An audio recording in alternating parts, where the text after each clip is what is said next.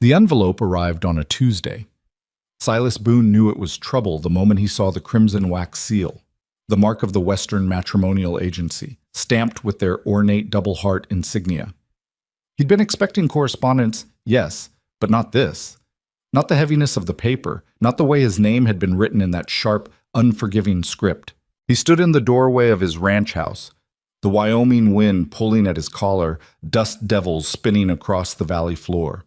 Red Hollow stretched out before him in every direction, miles of sagebrush and stone, cattle grazing on slopes that turned gold in the afternoon light, the distant mountains standing like sentinels against a sky so wide it hurt to look at. Beautiful, brutal, empty. Silas ran a thumb under the seal and broke it.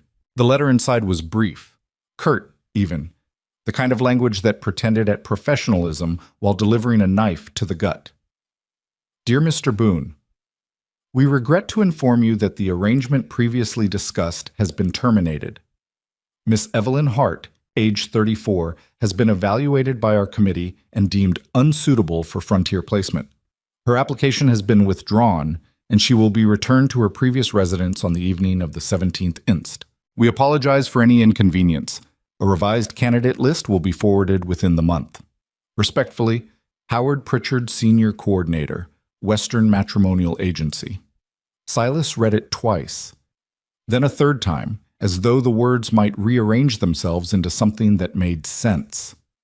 Unsuitable. Returned. He folded the letter slowly, his calloused fingers creasing the paper with more care than it deserved. The wind picked up, rattling the porch boards, and somewhere out beyond the fence line a cow lowed, low and mournful. He'd never met Evelyn Hart, never even seen a photograph. The agency didn't work that way. You filled out forms, listed your assets and expectations, paid your fee, and waited. They matched you based on practicality, age, health, willingness to work, ability to endure isolation. Romance was a luxury. Out here, survival came first.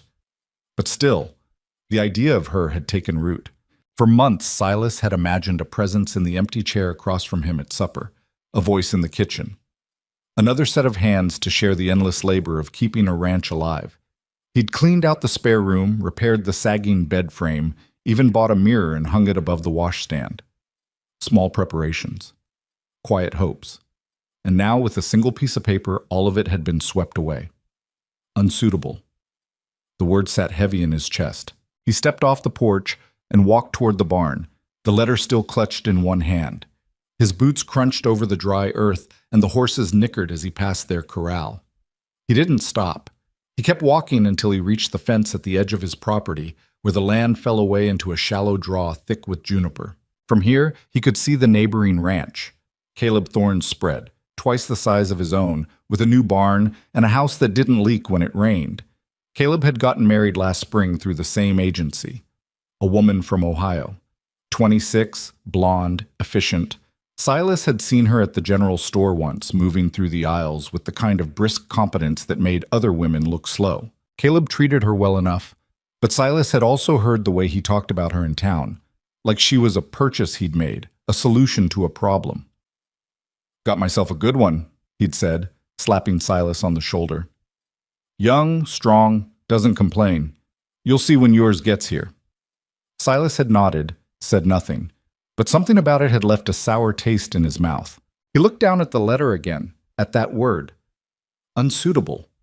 What did that even mean? Too old? Too plain? Not strong enough? He didn't know Evelyn Hart, didn't know what she looked like or how she spoke or what had brought her to the point of signing up with an agency in the first place. But he knew one thing. She'd been brave enough to try. Brave enough to pack up whatever life she'd had before and come west to a place that broke people as often as it made them. And now she was being sent back. Rejected. Dismissed. Like she'd failed some test she didn't even know she was taking. The wind shifted, carrying with it the scent of sage and distant rain. Silas folded the letter and slipped it into his coat pocket. Then he turned and headed back toward the house. By the time the sun dipped below the mountains, Silas had made a decision. He didn't think about it too hard. Thinking led to second-guessing, and second-guessing led to staying put. He saddled his horse, a sturdy roan mare named Della, and rode into town as the sky turned the color of a bruise. Red Hollow wasn't much. A single main street lined with storefronts, a saloon, a church, a train depot. On a good day, you might see 24 people. Tonight, the street was nearly empty, just a few wagons tied up outside the saloon and a dog sleeping in the middle of the road. Silas tied Della to the post outside the depot and stepped inside. The station was small, dimly lit by a single oil lamp hanging from the ceiling. A clerk sat behind the counter, an older man with wire-rimmed glasses and ink-stained fingers. He looked up as Silas entered, his expression shifting from boredom to mild curiosity. "Help you, Boone? When's the evening train?" The clerk glanced at the clock on the wall. 40 minutes. Heading east. Silas nodded. "Anyone waiting on it?" The clerk's curiosity sharpened. "Why?" "Just asking." The clerk studied him for a long moment, then sighed. "There's a woman, came in this afternoon with a fellow from the agency. She's out on the platform." Silas's pulse kicked up, just slightly. He kept his face neutral. "Alone?" "Agent's still with her. Suppose he's making sure she gets on." The clerk leaned back in his chair, folding his arms. "Heard about that? The Hart woman? Shame, really. But I guess the agency knows what they're doing." Silas didn't answer. He turned and walked toward the door that led to the platform. "Boone!" the clerk called after him. "Don't go making trouble." Silas pushed through the door without looking back.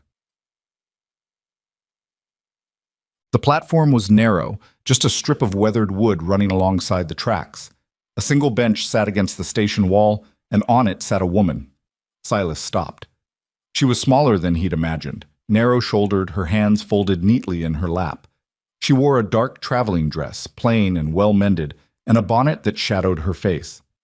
A single suitcase rested at her feet, brown leather, scuffed at the corners, the kind of case that had seen a lot of miles. Beside her stood a man in a suit.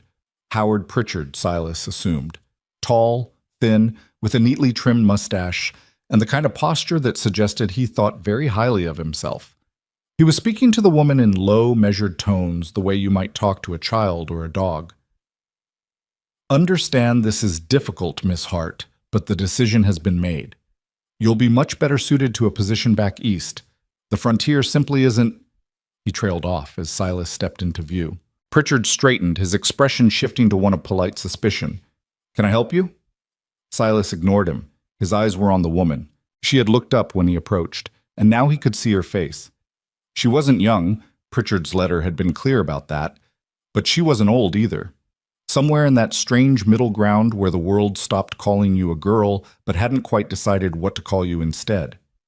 Her features were fine, delicate even, though there was a tiredness around her eyes that spoke of long nights and longer disappointments.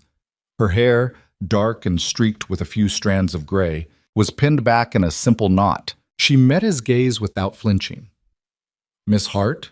Silas said. Her lips parted slightly, surprise flickering across her face. "Yes." Pritchard stepped forward, positioning himself between them. "Excuse me, sir, but this is agency business. If you have questions, you can direct them to our office in—" "I'm Silas Boone." The name landed like a stone in still water. Pritchard blinked, his composure slipping for just a moment. "Mr. Boone, I sent you a letter this morning. I trust you received it?" "I did." "Then you understand the situation. Miss Hart's placement has been revoked. She'll be departing shortly." Silas looked past him, back to the woman. She was watching him now, her expression unreadable. Wary, maybe, or just tired of being talked about like she wasn't there. "Why?" Silas asked. Pritchard frowned. "I beg your pardon?" "Why was she rejected?" The agent's jaw tightened. "Mr. Boone, the agency's evaluation process is thorough and confidential. We make determinations based on a variety of factors, all designed to ensure the best possible outcome for both parties. In this case, it was decided that Miss Hart would not be a suitable match for frontier life." "That's not an answer." Pritchard's patience was clearly wearing thin. "With all due respect, sir, it's the only answer you're entitled to. The contract has been voided. Miss Hart will return to her previous residence, and you will be provided with a new list of candidates. The matter is settled." Silas's hands curled into fists at his sides. He forced them to relax. "And what if I don't want a new list?" Silence. Pritchard stared at him. "I'm sorry?" What if I want her? The words came out rougher than he'd intended, but he didn't take them back. The woman, Evelyn, went very still. Pritchard's expression cycled through confusion, disbelief, and finally, condescension. Mr. Boone, I don't think you understand. Miss Hart has been evaluated and found unsuitable. The decision is final. You evaluated her, Silas said. Not me. The agency's standards exist for a reason. Your standards, Silas shot back, not mine. Pritchard's mouth opened, then closed. He glanced at Evelyn, as though expecting her to interject, but she said nothing. Her hands were still folded in her lap, but her knuckles had gone white. The agent turned back to Silas, his voice dropping to something meant to sound reasonable. Mr. Boone, I understand you may be, disappointed, but you must trust that we have your best interests in mind. The frontier is unforgiving. A woman of Miss Hart's age and circumstances would struggle to adapt. You deserve a partner who can meet the demands of ranch life, someone younger, stronger. She looks strong enough to me. Pritchard's composure cracked. This is absurd. You haven't even spoken to her. Then let me. Mr. Boone, let me speak to her. Pritchard opened his mouth, but before he could respond, Evelyn stood. The movement was sudden enough that both men turned to look at her. She was shorter than Silas had thought, barely reaching his shoulder, but there was something about the way she held herself, straight-backed, chin lifted, that made her seem taller. It's all right, Mr. Pritchard, she said quietly. Her voice was low, steady. Not soft, but not hard either. The kind of voice that didn't waste words. Pritchard hesitated. Miss Hart, I don't think... I said it's all right. The agent's jaw worked for a moment, but he stepped aside. Evelyn looked at Silas. Up close, he could see the faint lines at the corners of her eyes, the way her mouth was set in a firm, guarded line. She'd been crying recently. He could tell from the redness around her lashes, but she wasn't crying now. Mr. Boone, she said. Miss Hart. They stood there, two strangers on a train platform, while the wind picked up and rattled the station sign overhead. You don't know me, Evelyn said finally. No. You don't know anything about me. That's true. Then why are you here? Silas considered the question. He could have lied, could have softened it into something more palatable, but he didn't. Because they told you that you weren't good enough, he said. And I don't think that's true. Her expression didn't change, but something shifted in her eyes, a flicker of something he couldn't quite name. You don't know that, she said. No, but I'd like the chance to find out. Pritchard made a noise of frustration. This is highly irregular. Stay out of this, Silas said, not looking at him. The agent sputtered, but fell silent. Evelyn studied Silas for a long moment. Then, quietly, she asked, Why? Why what? Why do you care? Her voice was calm, but there was an edge to it now. You could wait for the new list. Get someone younger, like he said. Someone the agency approves of. Why would you want me? It was a fair question. Silas didn't have a good answer. I don't know, he admitted. Maybe because I'm tired of being told what I should want. Her mouth twitched, not quite a smile, but close. What are you offering? She asked. Silas hesitated. He hadn't thought that far ahead. A place to stay. Work, if you want it. No promises beyond that. And if it doesn't work out, then you leave. No hard feelings. Just like that. Just like that. She looked away toward the tracks that stretched east into the darkness.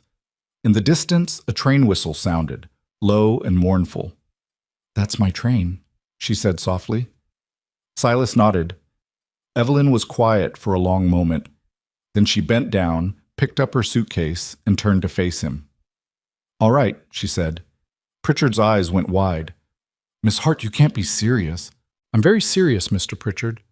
She looked at the agent, and for the first time Silas saw steel in her gaze. You told me I wasn't suitable, that I didn't belong out here. Maybe you're right, but I'd rather find out for myself than spend the rest of my life wondering. The train whistle sounded again, closer now. Pritchard's face had gone red. This is completely against protocol. The agency will not be held responsible. Then don't be, Evelyn said simply. She turned back to Silas. I'll need my things sent to your ranch. I'll arrange it. And I'll expect fair wages if I'm working. Fair enough. She held his gaze for a moment longer, then nodded. Then I suppose we have an agreement, Mr. Boone. Silas, he said. Evelyn. The train pulled into the station with a screech of brakes and a blast of steam. Passengers began to disembark, and the platform filled with noise and movement. Pritchard was still sputtering protests, but neither of them paid him any mind. Silas picked up Evelyn's suitcase and gestured toward Della, tied up at the post. You ever ridden a horse? Not in a long time. It'll come back to you. They walked away from the platform together, leaving Pritchard and the train and the whole mess of agency protocol behind. The ride back to the ranch was quiet. Evelyn sat behind Silas on Della's broad back, her hands gripping his coat to steady herself. She didn't speak, and neither did he. The night had settled in fully now, the stars sharp and bright overhead, the land rolling out around them in dark, shapeless waves. Silas's mind was racing, though his face didn't show it. What the hell had he just done? He'd bought himself a stranger. No, that wasn't right. He hadn't bought anything. He'd made an offer and she'd accepted. But still, he didn't know this woman. Didn't know if she could cook or work or handle the isolation. Didn't know what kind of trouble she might bring with her. And yet, when he'd seen her sitting on that bench, suitcase at her feet, waiting to be sent away like unwanted cargo, something in him had snapped. He'd spent most of his life alone. He'd told himself he preferred it that way. No one to answer to, no one to disappoint. Just him and the land and the work. But the truth was, loneliness had a weight to it. A slow, grinding pressure that built up over years until you didn't even notice it anymore. Until one day you realized you hadn't spoken to another soul in a week, and it didn't bother you the way it should. Silas had been disappearing into that silence for a long time. And then a letter had arrived, and for a few brief months, the silence had felt a little less absolute. Now here he was, riding home with a woman he didn't know, and he had no idea what came next. Behind him, Evelyn shifted slightly, adjusting her grip. How far? She asked. Another mile. It's dark. I know the way. She fell silent again. Silas wondered what she was thinking, whether she regretted her decision already, whether she'd last a week before demanding to be sent back east. He wouldn't blame her if she did. The ranch house came into view as they crested a low rise, a dark shape against the darker sky, windows unlit, surrounded by the skeletal outlines of the barn and corrals. It wasn't much. Silas knew that. But it was solid. He'd built most of it himself, plank by plank, and it had weathered every storm the valley could throw at it. He reined Della to a stop in front of the porch and dismounted, then reached up to help Evelyn down. She hesitated for just a moment before taking his hand. Her fingers were cold. Once she was on the ground, Silas grabbed her suitcase and led the way inside. He lit a lamp on the kitchen table, and the warm glow pushed back the darkness just enough to see by. The house was small, a main room that served as kitchen and sitting area, a bedroom off to one side, and a smaller room in the back that he'd set up for her. The furniture was plain, handmade, functional. No rugs, no curtains, no decorations, just the bones of a life. Evelyn stood in the center of the room, taking it all in. Her expression was unreadable. It's not much, Silas said. It's fine. He set her suitcase down by the door to the back room. That's yours. Bed's already made. There's a washstand and a basin. I'll bring in water in the morning. She nodded. Kitchen's here. Help yourself to anything. I keep coffee on the stove most mornings, bread in the box. If you need something and it's not here, let me know. Another nod. Silas shifted his weight, suddenly unsure of himself. Look, I know this isn't... I don't expect... He trailed off, then tried again. You're safe here. I'm not asking for anything you don't want to give. Evelyn looked at him, and for the first time since the station, something softened in her face. Thank you, she said quietly. Silas nodded. I'll let you get settled. If you need anything, I'll be in the barn for a bit.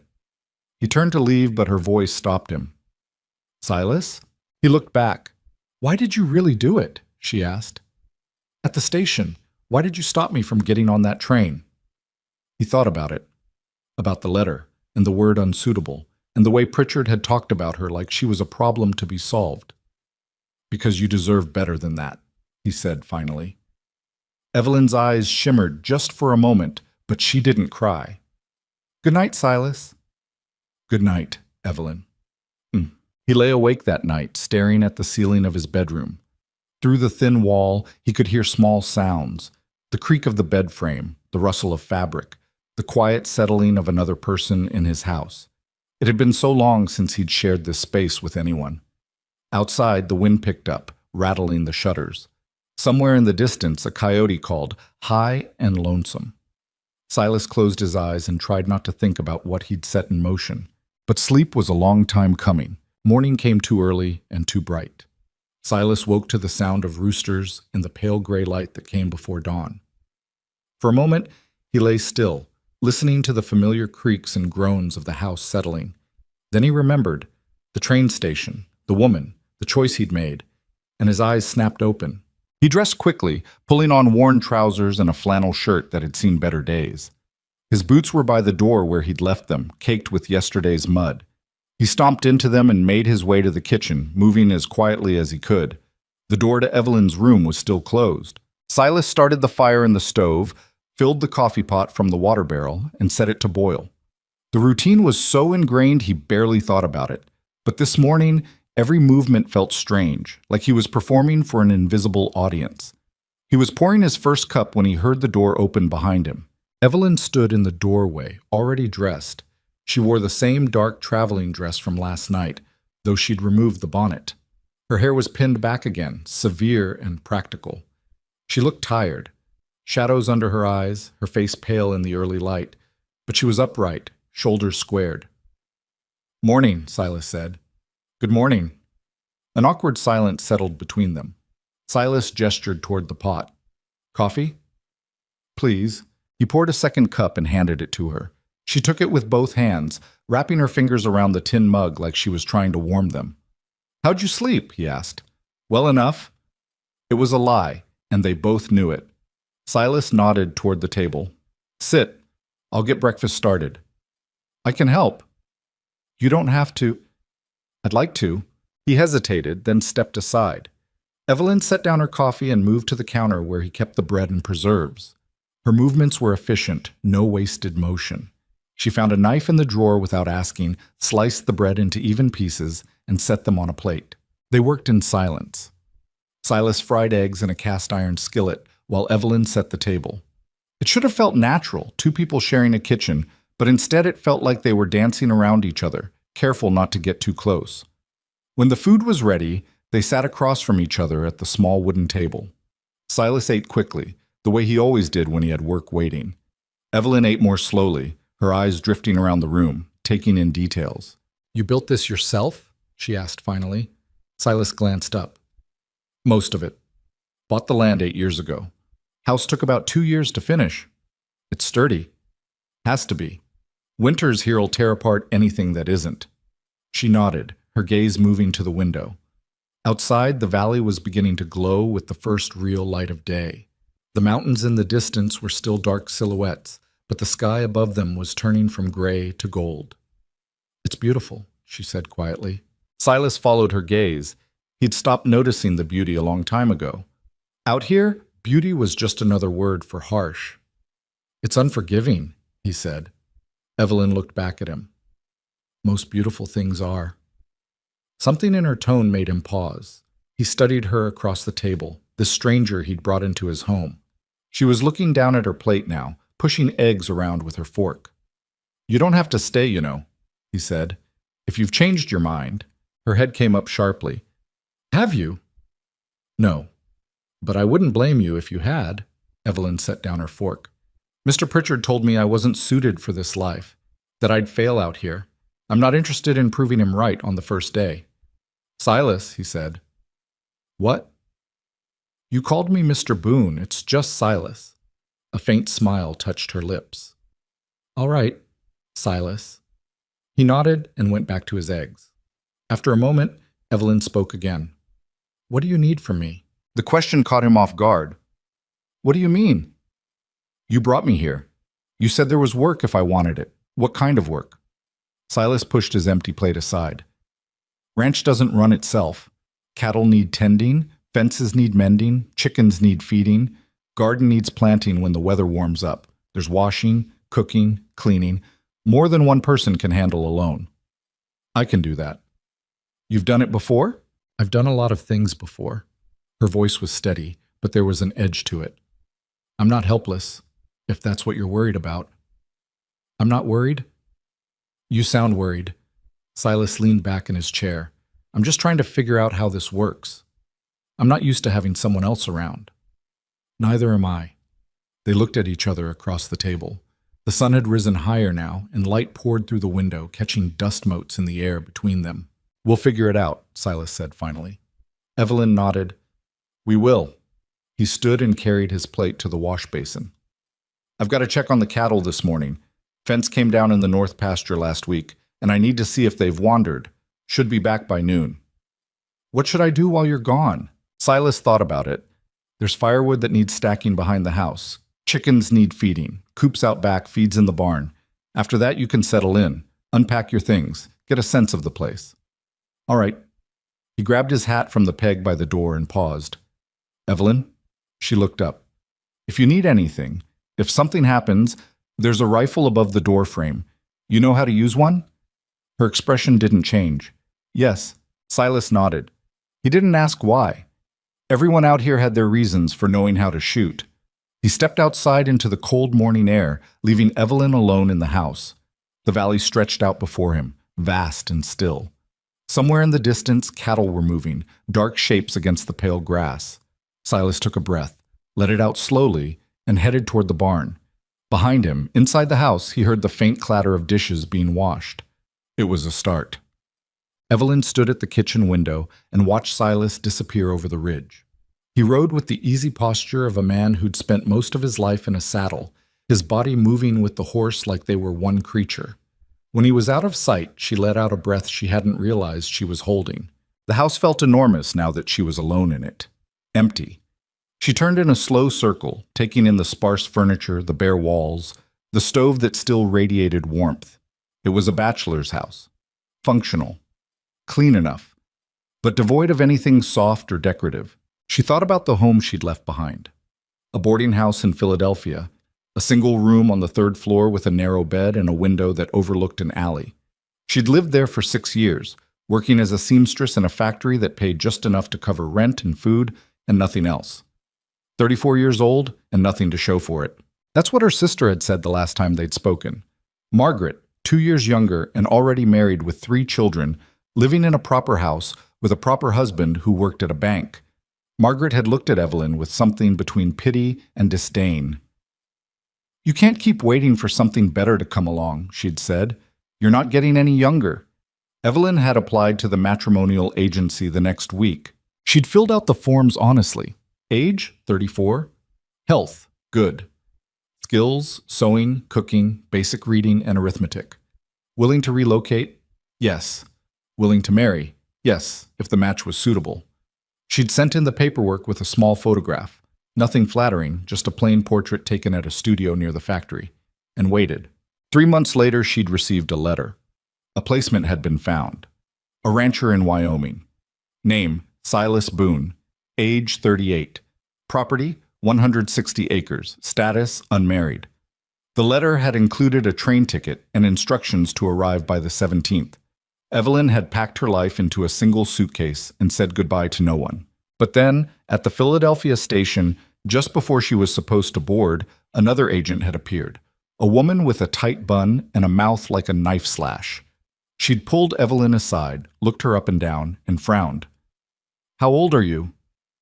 34. The woman had made a note on her clipboard. And you're going to Wyoming? Yes. Have you been informed of the conditions out there? The isolation? The labor required? Evelyn had nodded.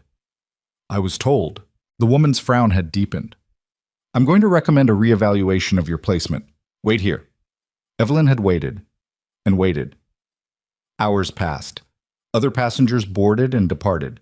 Finally, the woman had returned with a man, Howard Pritchard, tall and thin and reeking of self-importance. Miss Hart, he'd said, not unkindly, I'm afraid there's been an error. Your placement has been withdrawn. Why? The frontier's not suitable for women of your age and circumstances. We're going to send you back and find you a more appropriate situation. What circumstances? Pritchard had shifted uncomfortably. You're unmarried at an age when most women are already established. That suggests certain difficulties. We have a responsibility to ensure successful placements, and frankly, your profile raises concerns. Evelyn had felt something cold settle in her chest. You're rejecting me because I'm too old. We're protecting you. I didn't ask for protection. But it hadn't mattered. The decision had been made.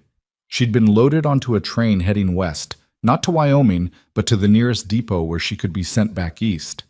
Pritchard had accompanied her the entire way, speaking to her in that same patronizing tone, as though she were a child who needed guidance. And then Silas Boone had appeared on that platform. Evelyn closed her eyes, remembering the moment. The way he'd looked at her, not with pity, not with desire, but with something simpler. Recognition, maybe. Like he'd seen her as a person, not a problem. She opened her eyes and looked around the empty kitchen again. She'd made her choice. Now she had to live with it. Evelyn rolled up her sleeves and got to work. The firewood was stacked in a haphazard pile behind the house, logs of varying sizes jumbled together with kindling. Evelyn spent the better part of an hour organizing it, stacking the larger pieces in neat rows and separating out the smaller scraps for starting fires. Her hands blistered quickly. She wasn't used to this kind of labor. Sewing was precise, delicate work, nothing like hauling wood. But she didn't stop. Every time her muscles screamed, she thought about Pritchard's voice. Not suitable, too old, certain difficulties. She kept stacking. When the wood was done, she found the chicken coop. It was a small structure near the barn, wire mesh stretched over a wooden frame. Inside, half a dozen hens clucked and scratched at the dirt. Evelyn located the feed bin in the barn, exactly where Silas had said it would be, and scattered grain into the coop. The chickens swarmed her feet, pecking frantically. One of them, a large red hen with a crooked beak, pecked at Evelyn's boot hard enough to leave a mark. "Rude," Evelyn muttered. The hen squawked indignantly. Evelyn checked for eggs and found 3, still warm. She carried them back to the house in her apron, careful not to crack them. By the time she finished, the sun was high and her back ached. She washed her hands at the pump outside and went inside to unpack.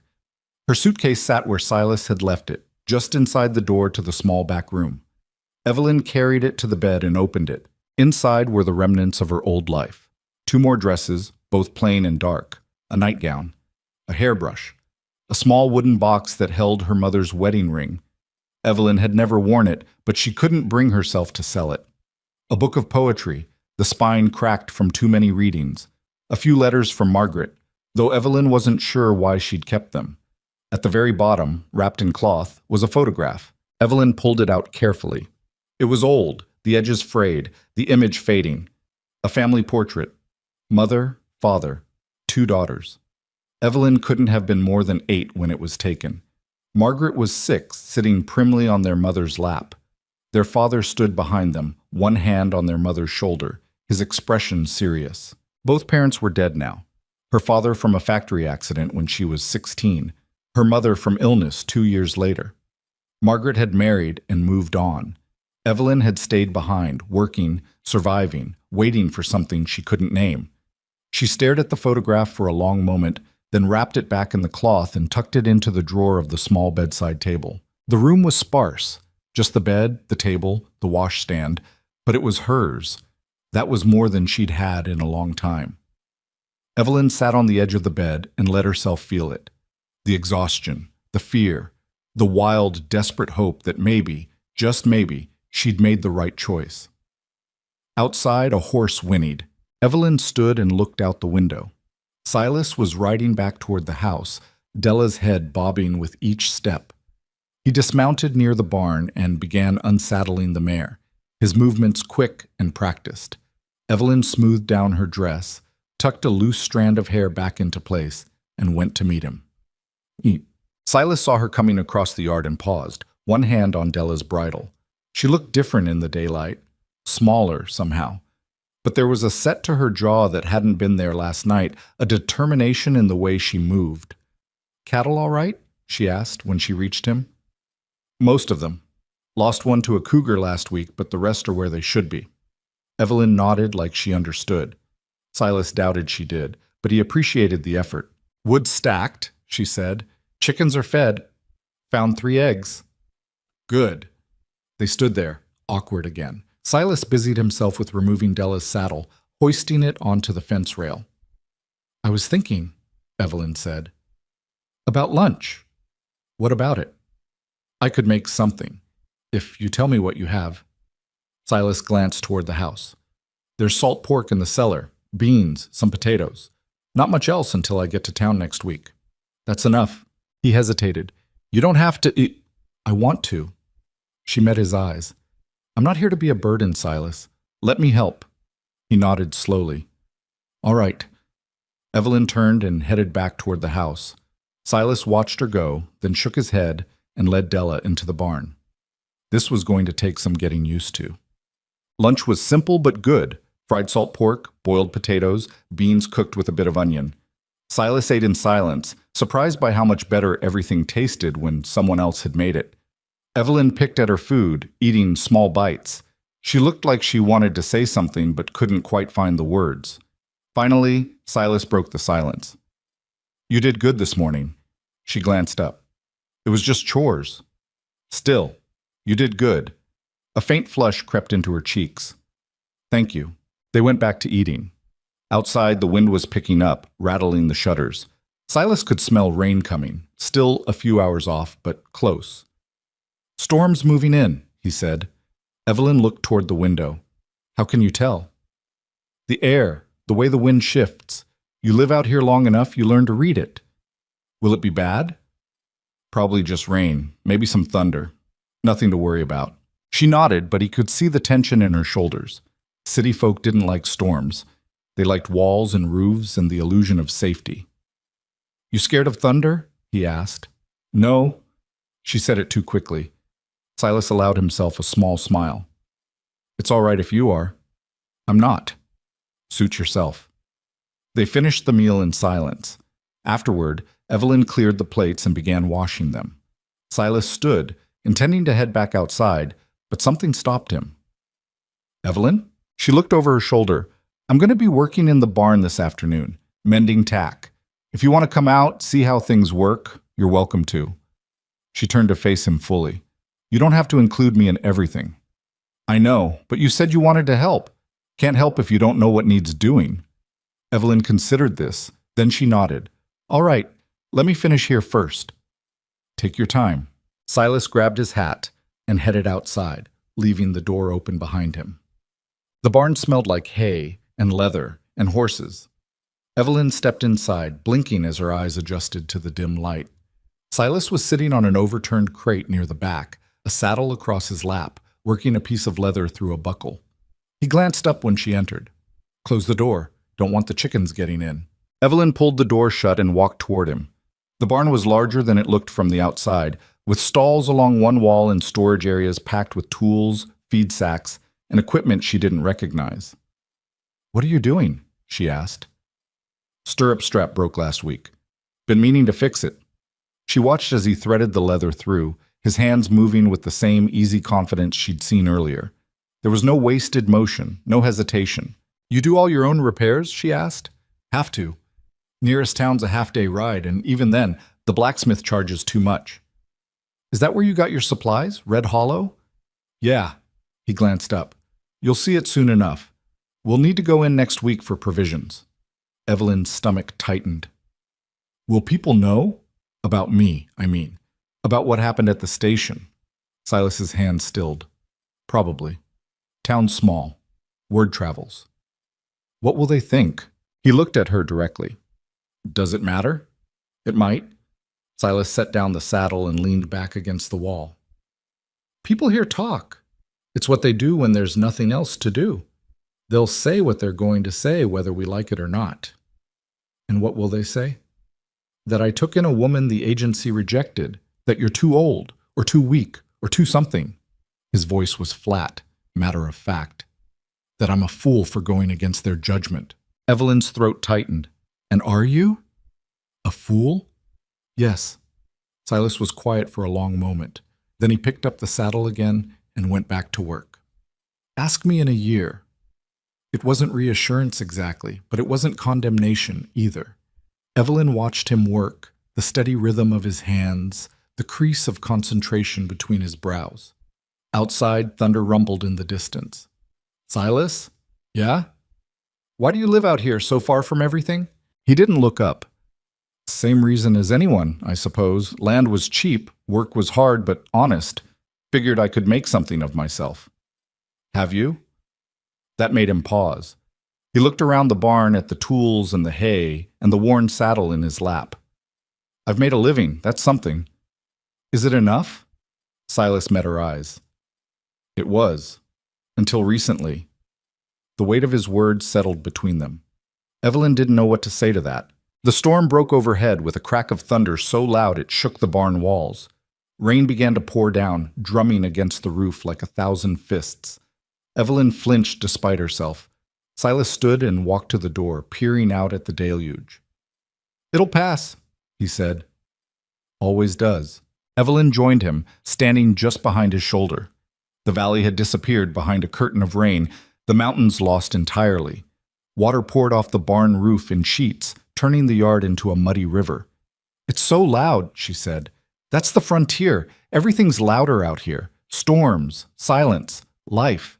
They stood together in the doorway, watching the rain fall. Evelyn felt the warmth of Silas beside her, solid and steady. For the first time since she'd stepped off that train, she felt something loosen in her chest. Maybe this wasn't a mistake. Maybe. The storm lasted through the afternoon and into the evening. By the time it finally broke, the sun was low on the horizon, painting the clouds in shades of orange and purple. The air smelled clean, scrubbed raw by the rain. Silas and Evelyn emerged from the barn, their boots squelching in the mud. The chickens had taken shelter under the coop, and Della was standing in her stall, ears flicking at the sound of dripping water. I'll fix us some supper, Evelyn said. I can help. You've been working all day. Let me do this. Silas wanted to argue, but he was tired and she had that look on her face again, the one that said she wasn't asking permission. All right, he said. They went inside. Evelyn moved around the kitchen with more confidence now, finding things without having to ask.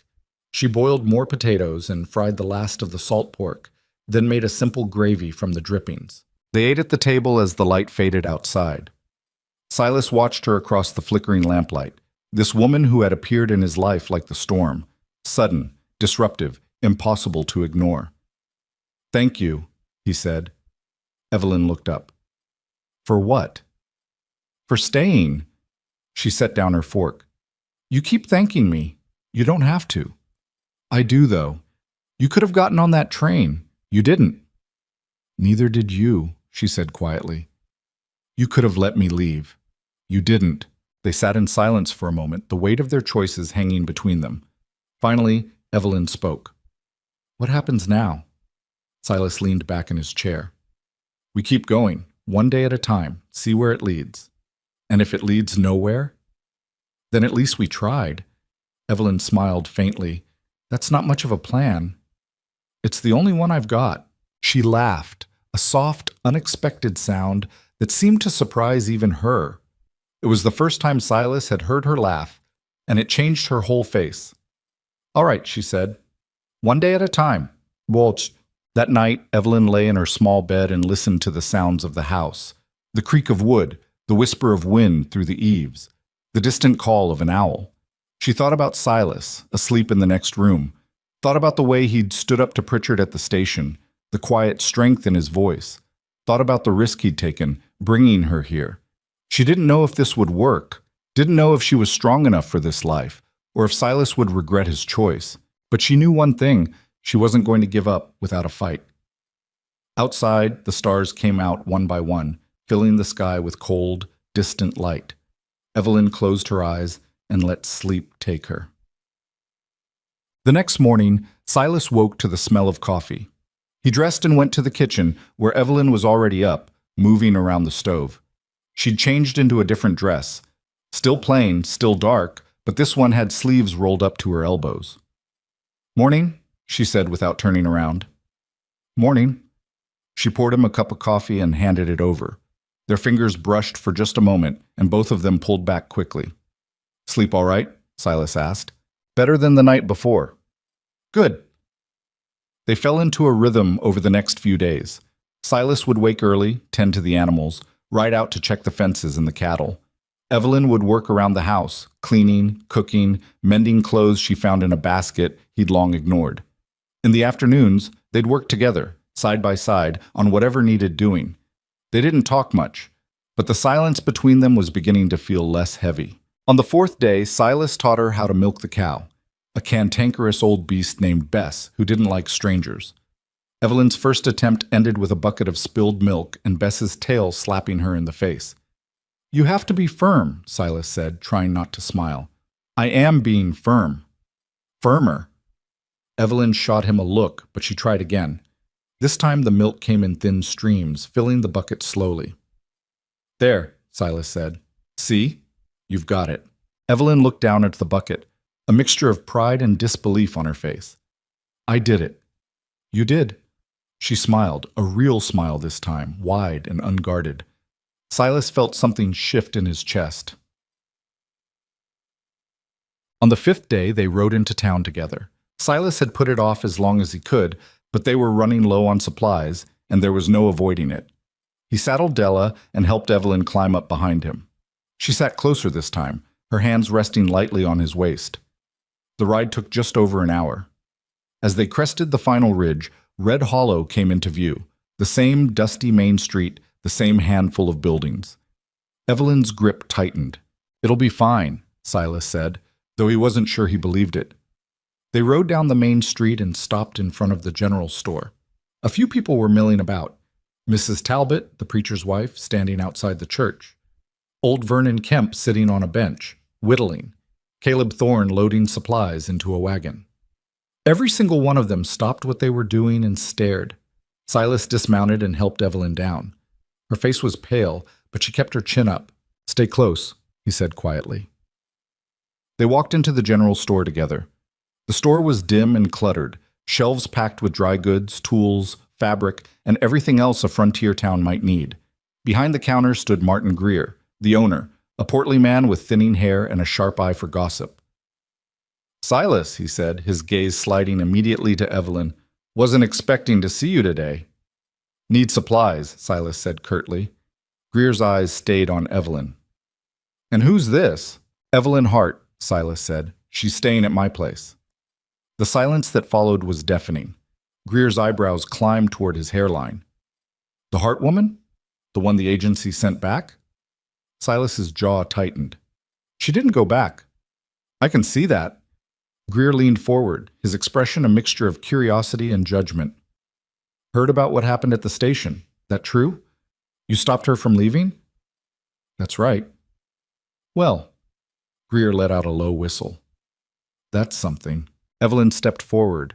"Mr. Greer, if you have objections to my being here, I'd appreciate it if you'd say so directly rather than talking around me." Greer blinked, clearly taken aback. "No objection, ma'am. Just surprised is all." "I'm sure." Evelyn's voice was cool, polite. "Now, if you'll excuse us, we have shopping to do." She turned and walked down one of the aisles, leaving both men staring after her. Silas allowed himself a small smile. "You heard the lady." Greer snorted. "She's got spirit, I'll give her that." "Yeah," Silas said. "She does." They gathered their supplies, flour, sugar, coffee, salt, a few cans of beans. Evelyn added a spool of thread and a packet of needles. Silas paid, and they loaded everything into saddlebags. As they stepped back outside, Mrs. Talbot was waiting. She was a thin, severe woman with gray hair pulled back so tight it seemed to stretch her skin. She stood with her hands folded in front of her, her expression pious and disapproving. "Mr. Boone," she said. "Mrs. Talbot."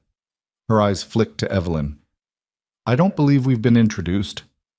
"This is Evelyn Hart," Silas said. "Evelyn, Mrs. Talbot." "Charmed," Evelyn said flatly. Mrs. Talbot's smile was thin. "I've heard about you, Miss Hart. The whole town has." "I'm sure. It's highly irregular, you know. A woman living with a man she's not married to. People talk." Evelyn met her gaze without flinching. "Let them." Mrs. Talbot's mouth tightened. "I'm simply concerned for your reputation, and Mr. Boone's." "That's kind of you," Evelyn said, her voice dripping with false sweetness. But we're managing just fine.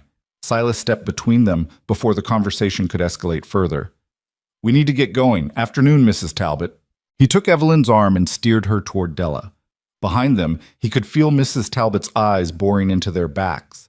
They mounted up and rode out of town without looking back. It wasn't until they were well clear of Red Hollow that Evelyn spoke. That went well, she said dryly. Silas snorted. Could have been worse. How? She could have called the sheriff. Evelyn laughed despite herself. It was a bitter sound, but it was still a laugh. They rode in silence for a while, the town disappearing behind them. Finally, Evelyn said, They're going to keep talking, aren't they? Probably. Does it bother you? Silas thought about it. No. Does it bother you? Yes. She paused. But not enough to leave. Silas smiled. Good. They rode back to the ranch as the sun began to set, painting the valley in shades of red and gold. When they arrived, Evelyn slid down from the saddle and stood for a moment, looking at the house. What? Silas asked. She turned to him. This is home now, isn't it? If you want it to be. Evelyn nodded slowly. I think I do. Silas felt something warm settle in his chest. Then it is. They went inside together, and for the first time since she'd arrived, the house didn't feel quite so empty. The weeks that followed their trip to town settled into something that almost resembled normal.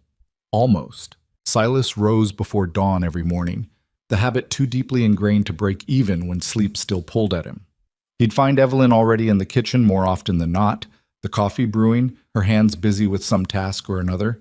They'd share breakfast in companionable silence, then split off to their separate work. But the separation never lasted long.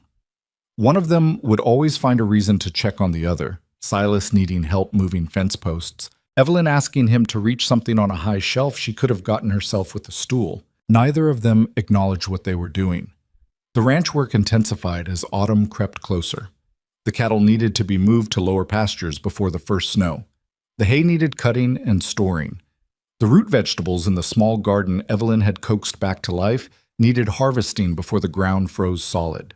Evelyn learned fast, faster than Silas had expected. She'd watch him do something once, maybe twice, then attempt it herself with a determination that bordered on stubborn. Her hands blistered and bled from handling rope and wood and tools, but she never complained. She'd wrap them in torn strips of cloth and keep working. One afternoon, Silas found her in the garden, pulling up potatoes with dirt-streaked hands and a set jaw. A smear of mud crossed her cheek, and her hair had come loose from its pins, falling in dark strands around her face. You don't have to do all of them today, he said. She didn't look up. Weather's turning. You said so yourself this morning. I did, but that doesn't mean you have to kill yourself getting it done. Evelyn sat back on her heels, wiping her forehead with the back of her hand. I'm not killing myself. I'm working. There's a difference between working and punishing yourself. Her eyes snapped to his, sharp and defensive. What's that supposed to mean? Silas crouched down beside her, his knees cracking in protest. It means you don't have to prove anything to me, Evelyn. I already know you can work. That's not what this is about. Then what is it about? She was quiet for a long moment, her fingers digging into the dirt around another potato. When she finally spoke, her voice was low. Mrs. Talbot came by yesterday. Silas went still. She what? While you were out checking the north fence, she rode up on that little mare of hers, knocked on the door like she was doing me some kind of favor. What did she want? Evelyn yanked the potato free with more force than necessary. To save my soul, apparently, and to remind me that respectable women don't live with men they're not married to. She had a whole speech prepared, very eloquent. Silas felt anger kindle in his chest. What did you tell her? That my soul was just fine, thank you, and that my living arrangements were none of her concern. Evelyn tossed the potato into the basket with the others. She didn't like that much. I'll bet she didn't. She said the town is watching us, that people are talking, that if I had any decency, I'd either marry you properly or leave before I dragged your reputation down with mine. Evelyn's voice was steady, but her hands were shaking. She said a woman my age should know better than to act like some desperate... She stopped herself, pressing her lips together. Silas's jaw tightened. She had no right. Maybe she did. Maybe she was right. Evelyn, maybe I'm dragging you down. Maybe the whole town does think you're a fool for taking me in. Maybe... Stop. Silas reached out and caught her wrist gently. Her hands were cold despite the work, the skin rough under his calloused fingers. Listen to me. I don't give a damn what Margaret Talbot thinks, or what anyone else in that town thinks. You're here because I asked you to be, because I wanted you to be. Evelyn's eyes searched his face. Why? What? Why did you want me to be here? Really? Not the story you told me at the station. The real reason. Silas let go of her wrist and sat back in the dirt beside her, not caring about the mud soaking into his pants. He looked out across the valley, at the mountains turning purple in the afternoon light. I was alone for a long time, he said finally. Told myself I liked it that way. That needing people made you weak, that the land was enough. He paused. Then that letter came. The first one, from the agency, saying they'd found a match for me.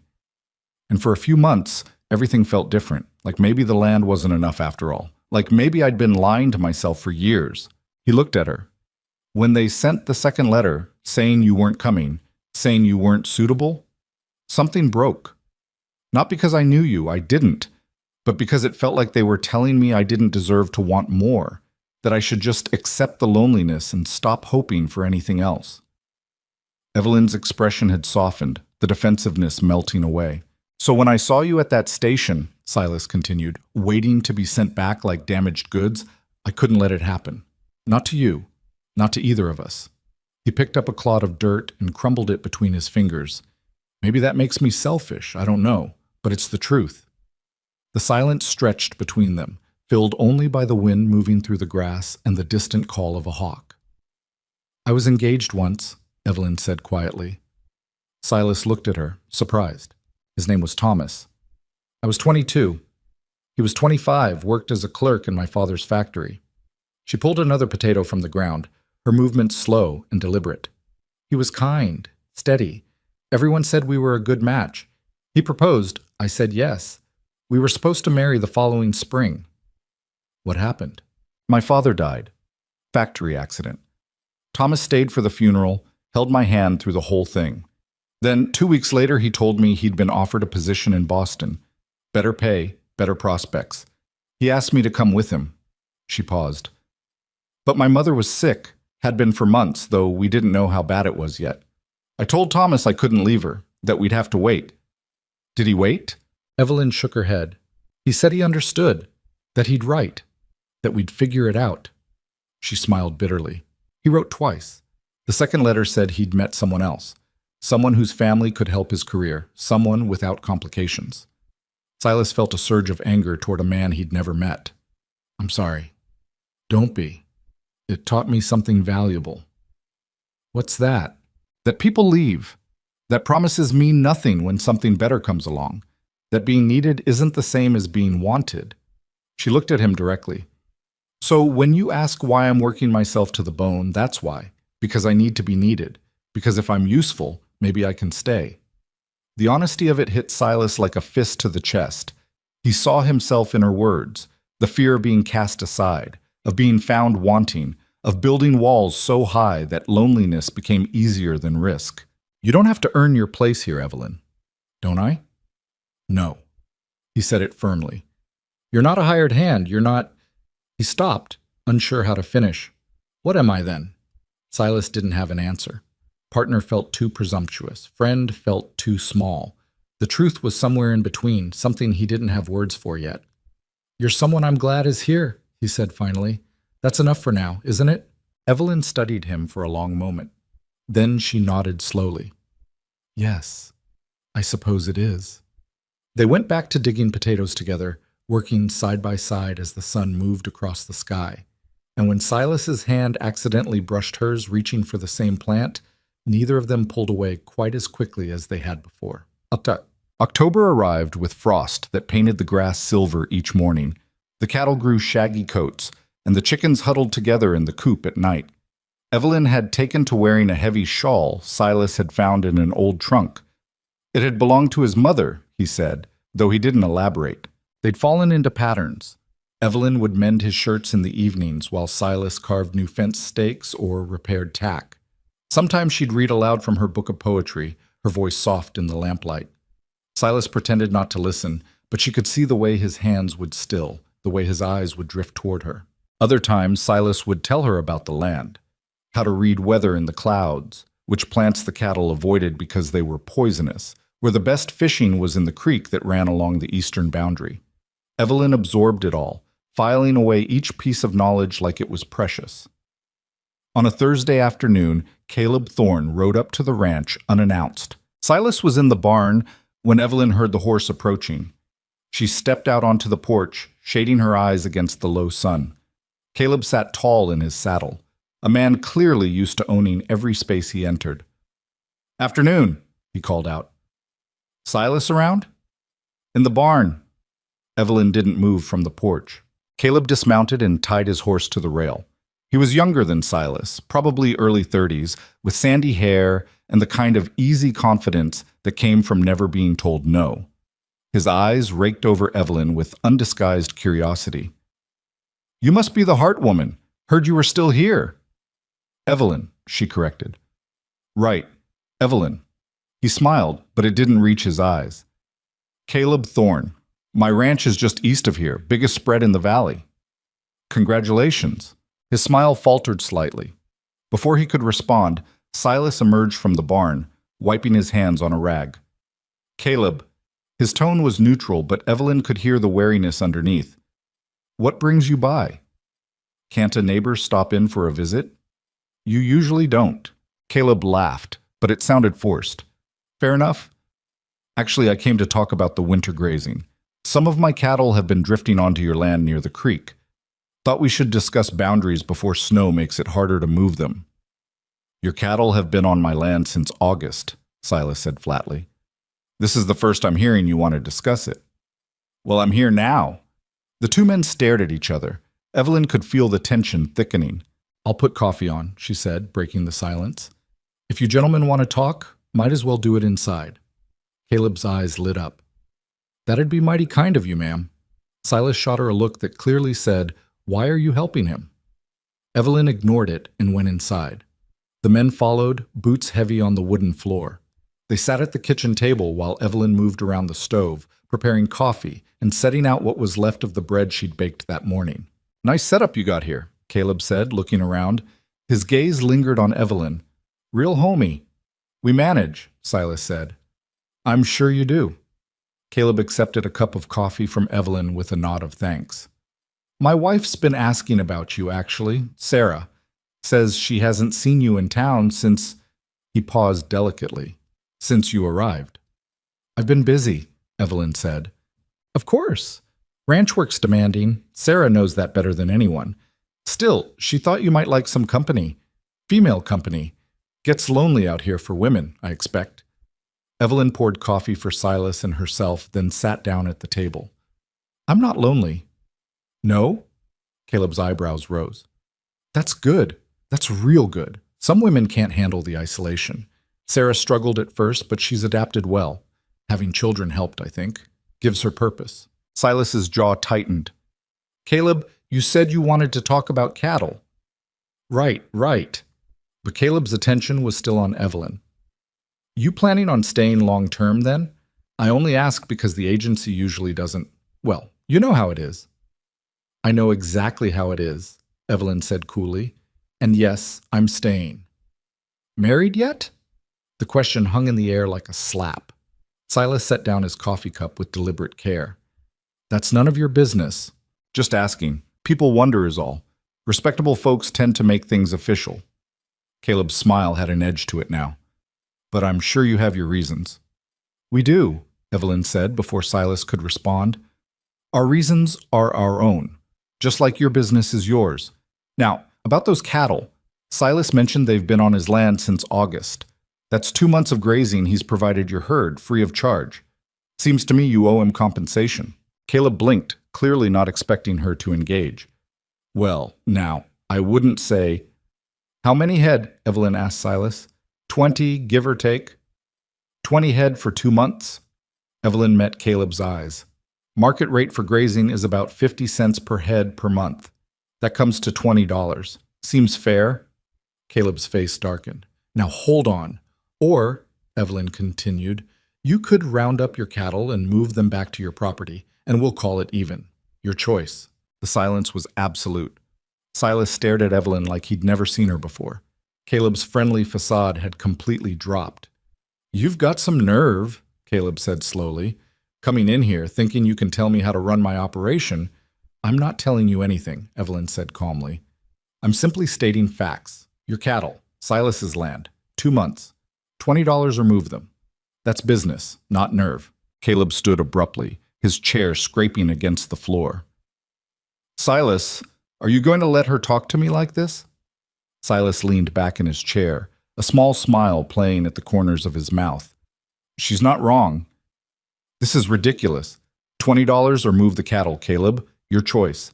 Silas's voice was mild, but there was steel underneath. And for the record, what happens between Evelyn and me is our business. Not yours, not the town's, ours. Caleb's face had gone red. He grabbed his hat from the table and jammed it on his head. Fine. I'll move the damn cattle, but don't expect any favors from me when winter gets hard and you need help. Never have, Silas said. Caleb stormed out, slamming the door behind him. They heard him mount his horse and gallop off, hooves pounding against the hard earth. Evelyn let out a breath she hadn't realized she was holding. I'm sorry, I shouldn't have... Don't apologize. Silas was looking at her with something like awe. Where did that come from? I don't know. He made me angry. I noticed. He was testing you, testing us, seeing if he could push. And you pushed back. Evelyn nodded, her hand shaking slightly now that the adrenaline was fading. Was that wrong? Silas laughed, a real genuine laugh that transformed his whole face. No, that was perfect. Did you see his face? Despite herself, Evelyn smiled. He wasn't expecting it. Nobody expects it. That's what makes it so good. Silas shook his head, still grinning. $20 for grazing rights. Where'd you learn that? My father ran a factory. I paid attention. She paused. Is he really not going to help if we need it? Caleb? Silas shrugged. He wasn't going to help anyway. Men like him only do favors when there's something in it for them. We're better off without his help. And his wife, Sarah? Nice enough, I suppose. Lonely, probably. Caleb's not the easiest man to live with. Silas's expression sobered. But if you do want company, female company, I won't stop you from making friends. Evelyn considered this. Maybe. Someday. Right now I'm fine with things the way they are. Their eyes met across the table. Something passed between them, unspoken, but understood. Me too, Silas said quietly. November brought the first real snow. Evelyn woke to a world transformed, everything white and silent, the valley buried under 6 inches of powder that sparkled in the early light. She stood at the window of her room, wrapped in a blanket, watching the way the snow had softened every harsh edge. Silas was already outside, breaking ice on the water troughs. She could see him moving through the white landscape, a dark figure against all that brightness. She dressed quickly and went to start breakfast. By the time Silas came inside, stamping snow from his boots, she had eggs frying and coffee ready. It's beautiful, she said. It's trouble. But his tone was gentle. This is early. If winter's coming hard, we need to be ready. What do we need to do? Over breakfast, Silas laid out the plan. The remaining hay needed to be moved closer to the barn. The firewood needed to be stacked nearer to the house. Every crack and gap in the walls needed to be stuffed with rags and mud to keep the heat in. The root cellar needed checking to make sure nothing would freeze. They worked all day, Evelyn matching Silas's pace despite the cold that made her fingers numb, and her breath come in white clouds. By evening, her muscles screamed and her hands were so cold she could barely feel them. Silas noticed her struggling to grip the last bundle of kindling. Without a word, he took it from her and carried it himself. Go inside, Tit, he said. Get warm. I can help. You have helped. Now go get warm before you freeze. Too tired to argue, Evelyn went inside. She built up the fire in the stove until the kitchen was almost too hot, then sat as close to it as she could, trying to thaw out. Silas came in 20 minutes later, his coat crusted with snow. He hung it by the door and moved to the stove, holding his hands out to the heat. First snow's always the hardest, he said. You get used to it. Do you? Not really, but you learn to live with it. Evelyn looked at him, at this man who'd built a life in one of the harshest places she could imagine, who'd chosen isolation over compromise, who'd brought her into that isolation and somehow made it feel less like exile and more like sanctuary. Silas? Yeah? Thank you. He glanced at her. For what? For not sending me away when it got hard. Some men would have. It's not hard having you here, Evelyn. He stopped, searching for words. It's easier. Everything's easier with you here. The admission hung between them. Evelyn felt her heart do something complicated in her chest. I should start dinner, she said, standing quickly. I'll help. They moved around each other in the small kitchen, the silence filled with things neither of them knew how to say. Evelyn sliced potatoes while Silas tended the meat. Their shoulders brushed as they worked. Neither of them moved away. That night, as Evelyn lay in her bed listening to the wind howl outside, she realized something had shifted. The house no longer felt like Silas's place where she was staying. It felt like theirs. The work wasn't his work that she helped with. It was their work, shared equally. She didn't know when it had happened, couldn't point to a single moment. But somewhere between the train station and the first snow, they'd become something more than two lonely people sharing a roof. She just didn't know what to call it yet. The snow didn't let up. 3 more storms hit in quick succession, each one burying the valley deeper. The world shrank to the space between the house and the barn, paths worn dark through the white. The cattle huddled together for warmth, and Silas had to break ice on the creek twice a day to keep them watered. Evelyn learned to read the weight of clouds, the smell of approaching weather. She learned to dress in layers, to keep her face covered against the wind that could strip skin in minutes. She learned that frontier winters weren't something you survived. They were something you endured, day by day, until spring finally remembered to come back. They were snowed in for 5 days straight during the worst of it. 5 days of nothing but the two of them, the crackling fire, and the endless white outside the windows.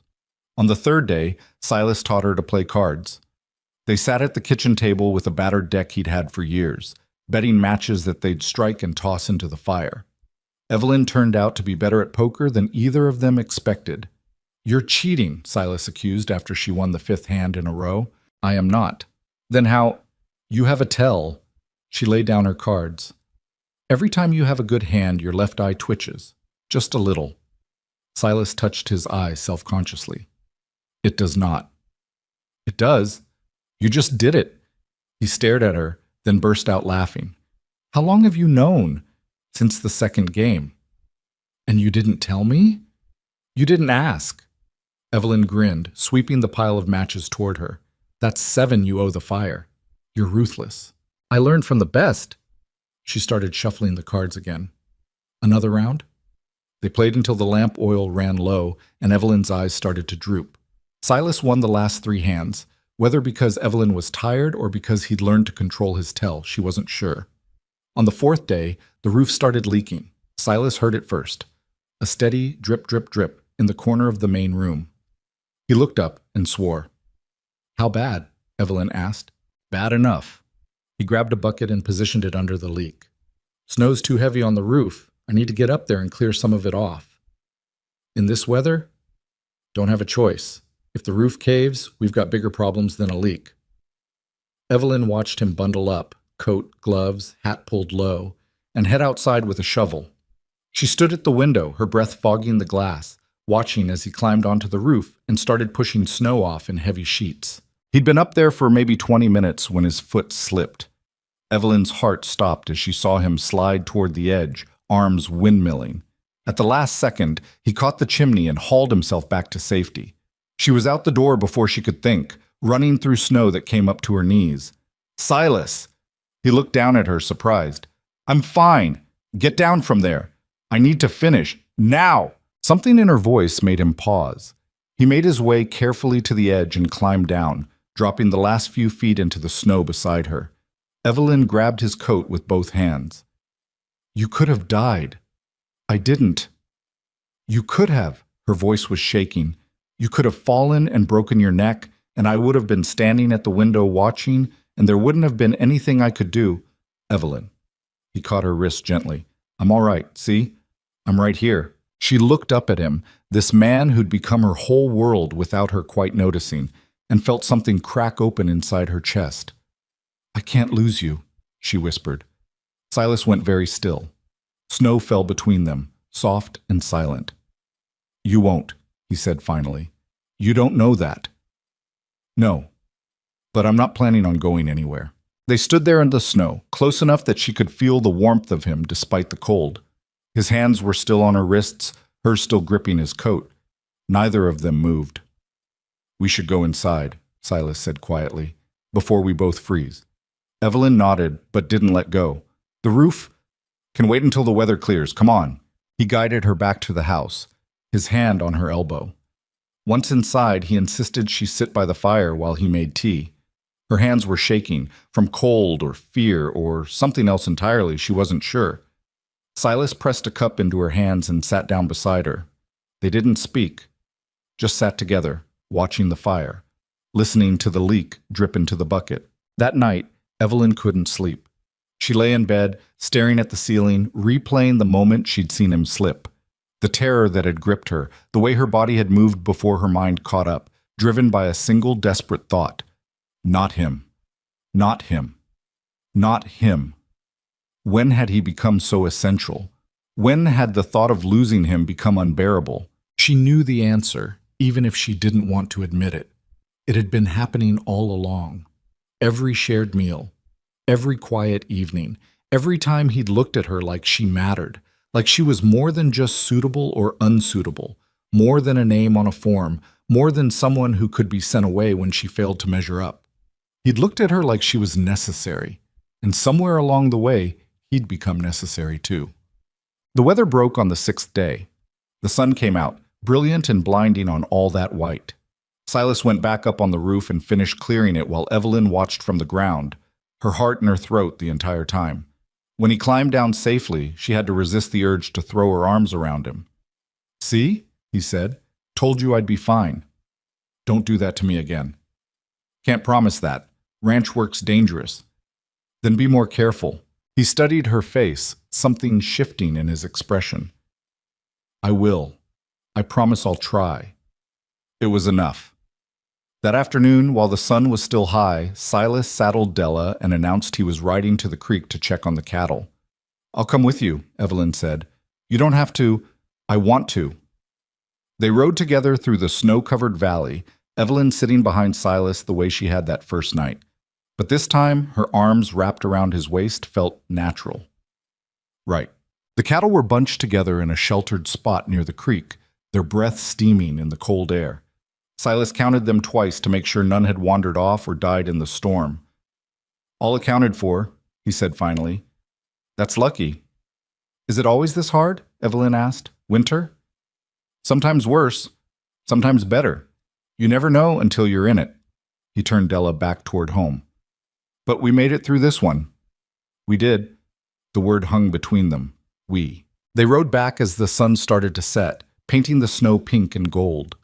The mountains stood sharp against the sky, and for the first time since arriving, Evelyn understood why someone would choose this place, why someone would endure the isolation and the hardship and the brutal winters. Because when it was beautiful, it was worth it. And when you had someone to share it with, it was worth even more. That night over dinner, Silas cleared his throat. I've been thinking, he said. Evelyn looked up from her plate. About what? About what Caleb said, about... He hesitated. About making things official. Her heart started beating faster. What do you mean? I mean, people are talking. They're going to keep talking. And as long as you're here without us being properly... He stopped, frustrated with himself. I'm making a mess of this. Take your time. Silas set down his fork and looked at her directly. I'm not asking because of what people think. I'm asking because I don't want you to feel like you're in some kind of uncertain position, like you could be sent away again if things don't work out. Silas, let me finish. He took a breath. I don't know what this is between us. I'm not good with words, but I know I don't want you to leave. I know I sleep better knowing you're in the next room. I know work's easier when we're doing it together. And I know that when I saw you at that station, it felt like," he paused, "like finding something I didn't know I'd lost."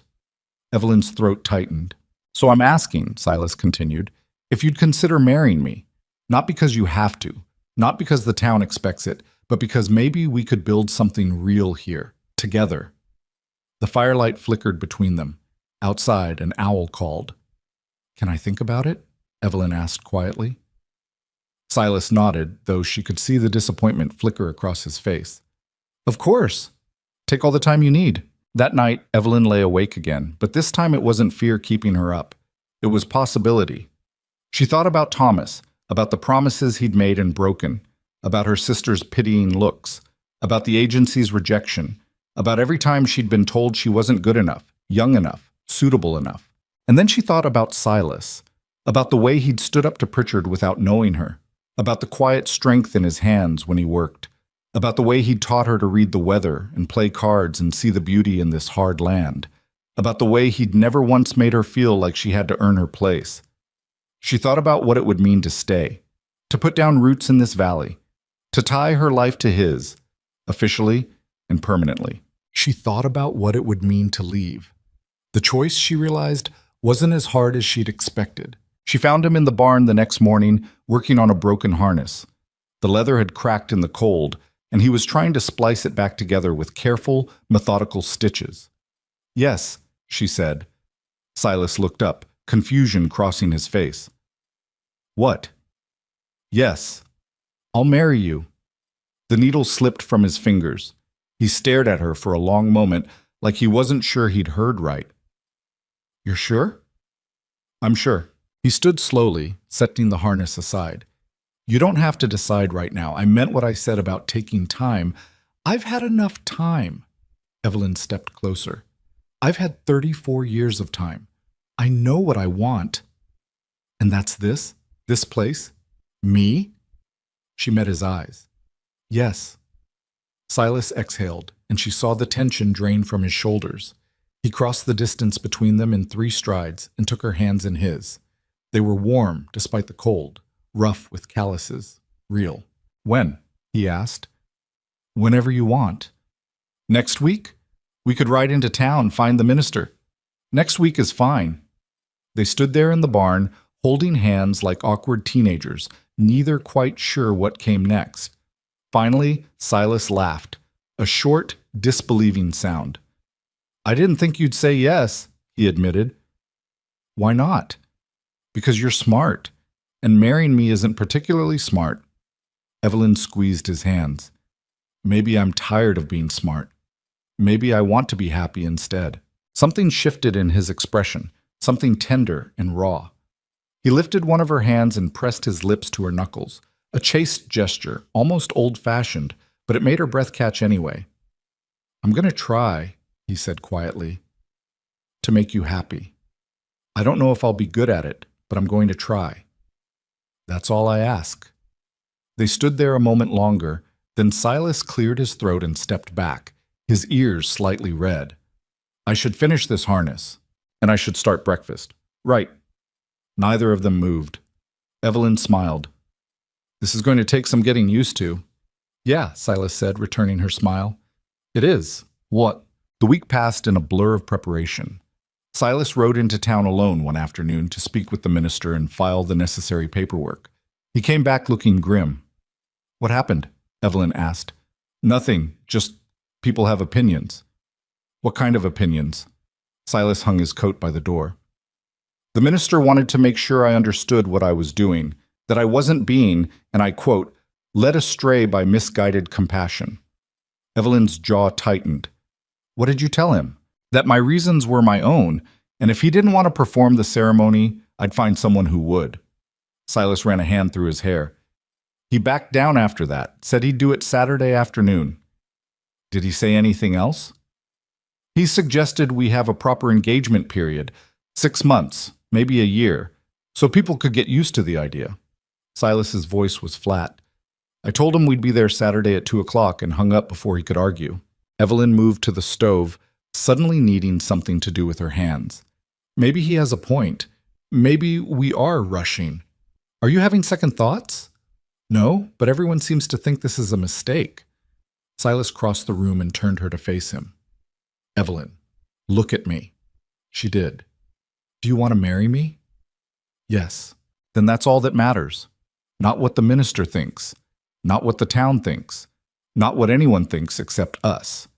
His voice was firm. I'm done letting other people decide what's right for my life, aren't you? Evelyn thought about Pritchard at the train station, dismissing her with a word, about Mrs. Talbot's righteous condescension, about every person who'd ever looked at her and found her wanting. Yes, she said. I am. Good. Then we're getting married Saturday. They rode into town early Saturday afternoon, arriving with enough time to spare that Silas's nerves had started showing. He kept adjusting his collar, checking his pocket watch, glancing at Evelyn like he was afraid she might bolt. I'm not going anywhere, she said as they tied up outside the small church. I know? Do you? Silas managed a crooked smile. I'm working on it. The church was empty except for the minister, a thin man named Reverend Michaels with wire-rimmed glasses and a permanent expression of mild disapproval. He greeted them with stiff formality. Mr. Boone, Miss Hart. Reverend, Silas said, I must say, I'm surprised you went through with this. I thought perhaps, after some reflection, We're ready, Silas interrupted. Can we begin? Michaels pressed his lips together but nodded. Very well. Do you have witnesses? Silas and Evelyn looked at each other. They hadn't thought about witnesses. The church door opened before either could answer. Martin Greer from the general store stepped inside, followed by his wife, a plump woman with kind eyes named Constance. Hope we're not late, Greer said. Heard you two were making it official today. Silas blinked. How did you... Word travels. Greer shrugged. Figured you could use some friendly faces. If you'll have us. Evelyn felt an unexpected rush of gratitude. We'd be honored. Constance moved to stand beside Evelyn, giving her hand a quick squeeze. Don't mind the Reverend. He means well. He's just set in his ways. Michaels cleared his throat loudly. If we're all settled, shall we proceed? The ceremony was brief and impersonal. Michaels read from a worn book in a monotone voice, clearly performing a duty rather than celebrating a union. When he got to the vows, he didn't even look up. Silas Boone, do you take this woman to be your lawfully wedded wife? Silas's voice was steady. I do. Evelyn Hart, do you take this man to be your lawfully wedded husband? Evelyn looked at Silas, at this man who'd chosen her when no one else had, who'd given her a place to belong, who'd asked for nothing except her willingness to try.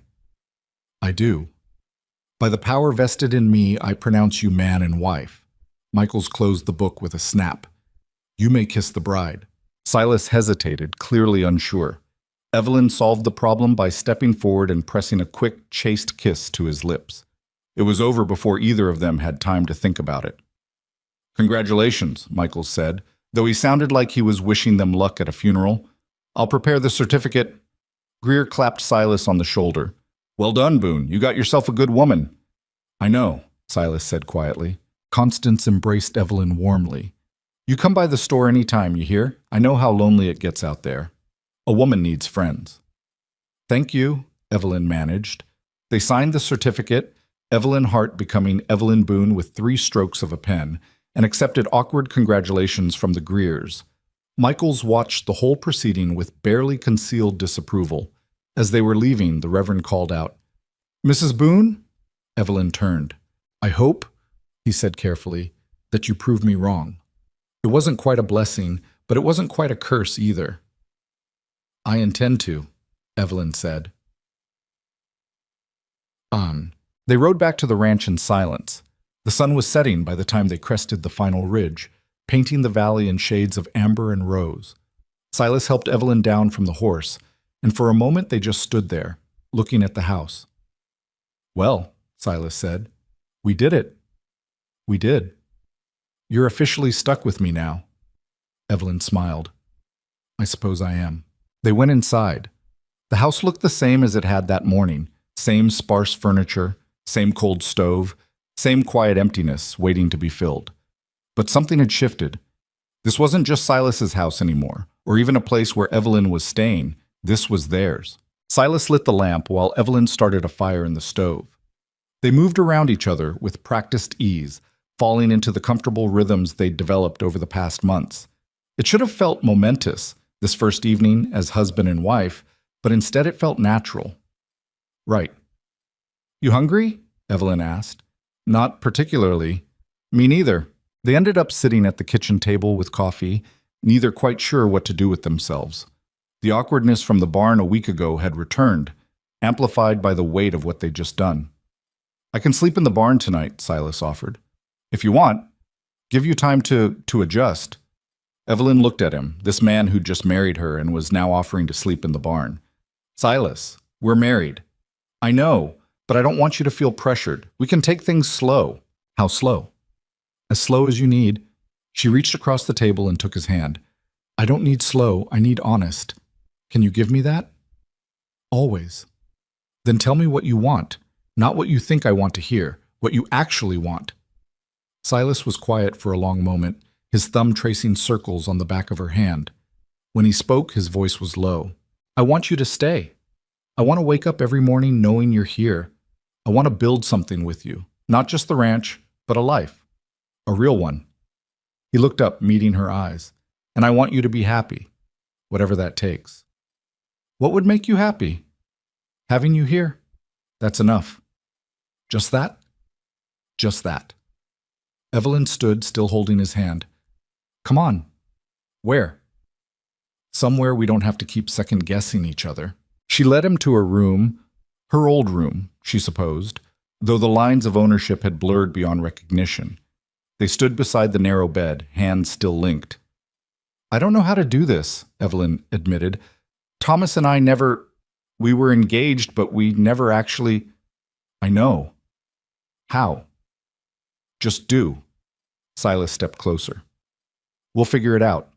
Together. He kissed her then, properly this time, his hands gentle on her face. It was nothing like the awkward peck at the church. It was tentative and searching, both of them learning the shape and rhythm of each other.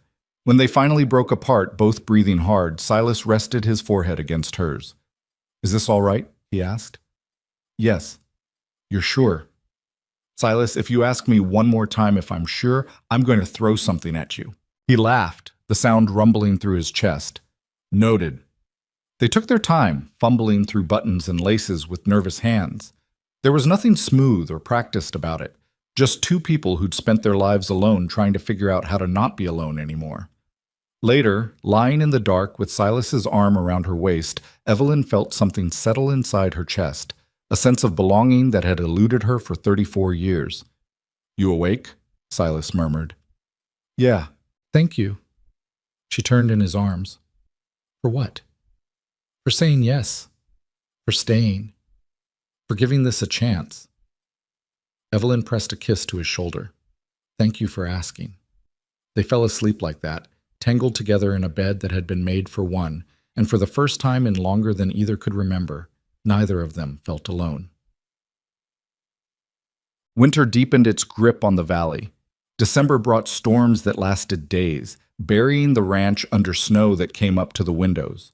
January was worse, bitter cold that cracked trees and froze water solid within minutes of being pumped. But inside the house, a different kind of warmth had taken hold. Silas and Evelyn fell into married life with the same practical approach they brought to everything else. They shared the work, the meals, the long dark evenings by the fire. They shared the bed without fanfare or awkwardness, their bodies learning each other's rhythms and needs. But it wasn't all easy. One morning in late January, Evelyn woke to find Silas already gone. She dressed quickly and went to the kitchen, expecting to find him at the table. Instead, she found a cold stove and an empty house. She pulled on her coat and boots and went outside. The sun was barely up, the air so cold it hurt to breathe. She found him in the barn, standing motionless in front of an empty stall. Silas? He didn't turn around. Belle's gone. Belle was the oldest cow in the herd, a gentle creature that had been with Silas since he'd first started the ranch. Evelyn stepped closer and saw what he was looking at, the cow lying on her side in the straw, perfectly still. I'm sorry, she said quietly. She was 15. That's old for a cow. His voice was flat. Knew it was coming. That doesn't make it easier. No. Silas finally turned to look at her. His eyes were red-rimmed, though whether from cold or grief, she couldn't tell. She was the first one I bought, used money I'd saved for 3 years. Everyone said I was a fool, that she was too old, that I should buy younger stock. But I liked her. Evelyn moved to stand beside him. What do you need? I need to bury her before the ground freezes any harder. He looked back at the cow. Going to take most of the day. Then we'd better get started. Evelyn, you don't have to. I know, but I'm going to anyway. They spent the morning digging a hole in the frozen earth. It was brutal work. The ground was like iron, yielding only inches at a time. Evelyn's hands blistered within the first hour, then went numb. Silas worked in grim silence, his jaw set. By noon, they had a hole barely deep enough. Silas rigged a rope system to drag Belle's body from the barn to the grave. It took both of them pulling with everything they had. When it was done, Silas stood at the edge of the hole, looking down at the cow that had been with him longer than any living thing. Seems like there should be words, he said finally. Then say them. Silas was quiet for a long moment. You were a good cow, Belle.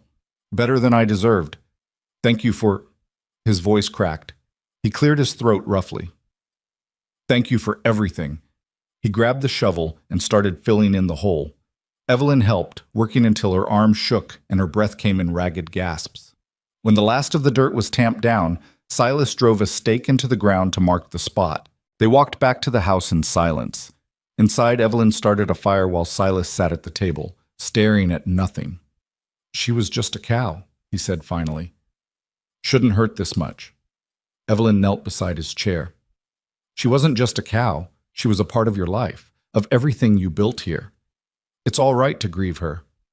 I've lost animals before. It's part of ranching. That doesn't mean it stops hurting. Silas looked at her and she saw the exhaustion in his face, not just from the physical work, but from years of facing these losses alone, of having no one to share the burden with. I'm glad you were here, he said quietly. So am I. That night they lay in bed, Silas curled around her like he was afraid she might disappear. Evelyn held his hand against her chest, feeling his breath against her neck. My father used to say that loving anything on the frontier is a fool's errand, Silas murmured, because the frontier takes everything eventually. Do you believe that? I used to. Now I don't know. He pressed his face into her hair. I love this place. And I love... He stopped. Evelyn's heart stuttered. What? Nothing. Never mind. Silas, go to sleep, Evelyn. She wanted to push, to make him finish that sentence, but something in his voice told her he wasn't ready, so she waited. February brought a brief thaw that turned the snow to slush and filled the air with false promises of spring. Evelyn took advantage of the break in the weather to wash everything in the house, linens, curtains, clothes that had been worn too many times without proper cleaning. She was hanging sheets on the line outside when she heard a wagon approaching. She turned to see Sarah Thorne driving up the path, alone.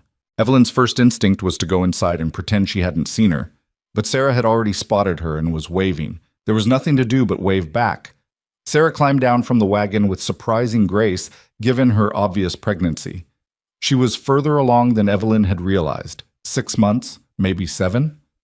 Mrs. Boone, Sarah called out, I hope I'm not intruding. Not at all, Evelyn lied. Though I should warn you, I'm not much for socializing. Sarah laughed, a bright, genuine sound. Neither am I usually, but I've been going stir-crazy in that house, and I thought maybe you might like some company, woman to woman. Up close, Sarah was younger than Evelyn had expected, mid-20s with blonde hair and a round, pleasant face. Nothing like the judgmental society wife Evelyn had imagined based on Caleb's arrogance. Would you like some coffee? Evelyn asked. I'd love some. They went inside. Evelyn poured coffee while Sarah settled herself at the table with visible relief, one hand on her swollen belly. How far along? Evelyn asked. 7 months? Though it feels like 7 years. Sarah sipped her coffee gratefully. First child. Caleb's thrilled. I'm terrified. That seems natural. Does it? Everyone keeps telling me it'll be fine, that women have been doing this forever, that I'm young and strong. Sarah set down her cup. But none of that stops me from being scared. Evelyn sat across from her. I think being scared means you understand what you're about to do. That's not particularly comforting. No, but it's honest. Sarah smiled. I like that. Everyone's so busy being reassuring, they forget to be honest. She paused. Caleb told me what happened when he came by, about the cattle and the grazing fees. He was furious. I'm sorry if I caused trouble. Don't be. He needed someone to stand up to him. I love my husband, but he's used to getting his way. Sarah's expression turned rueful. When we married, I thought I'd be a partner. Turns out he wanted a decoration, someone to keep the house and raise the children and not have opinions. And you have opinions. So many opinions. Sarah laughed again, but this time it sounded tired. Most of which I keep to myself because it's easier than fighting. Evelyn recognized the exhaustion in her voice, the slow erosion of self that came from constantly bending to someone else's will. Why did you really come here, Sarah? The younger woman looked down at her coffee. Because I heard you got married, and I wanted to see if the rumors were true. What rumors? That you and Silas are actually happy, that you chose each other, not because you had to, but because you wanted to. Sarah met her eyes. Is it true? Evelyn thought about lying. It would be easier. But Sarah had asked for honesty. Yes, she said, it's true. How? How what? How did you make it work? Everyone said you were too old, that you'd been rejected by the agency, that Silas was crazy for taking you in. But you're still here. And when I drove up and saw you hanging laundry, you looked, Sarah struggled for words, content, like you actually want to be here. I do want to be here. Why? Evelyn considered the question. Because Silas has never tried to make me into something I'm not. He sees me, really sees me, and he's never asked me to be smaller or quieter or more convenient. We work together. We decide things together. I'm not just here to serve a purpose. I'm here because I belong here. Sarah's eyes had filled with tears. That sounds wonderful. It is, most of the time. Other times it's hard and cold and exhausting, but it's ours. We built it together. Caleb would never... Sarah stopped herself. I shouldn't speak ill of my husband, but you want to. Yes. The word came out like a confession. I want to say that he doesn't listen, that he makes decisions without asking me, that sometimes I feel like I'm just part of the property, but saying it out loud feels like betrayal. It's not betrayal to want to be treated like a person. Sarah wiped her eyes. You make it sound so simple. It's not simple, but it's possible, if both people want it.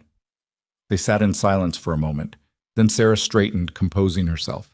I should go. Caleb doesn't know I came, and if he finds out, well, he won't be pleased.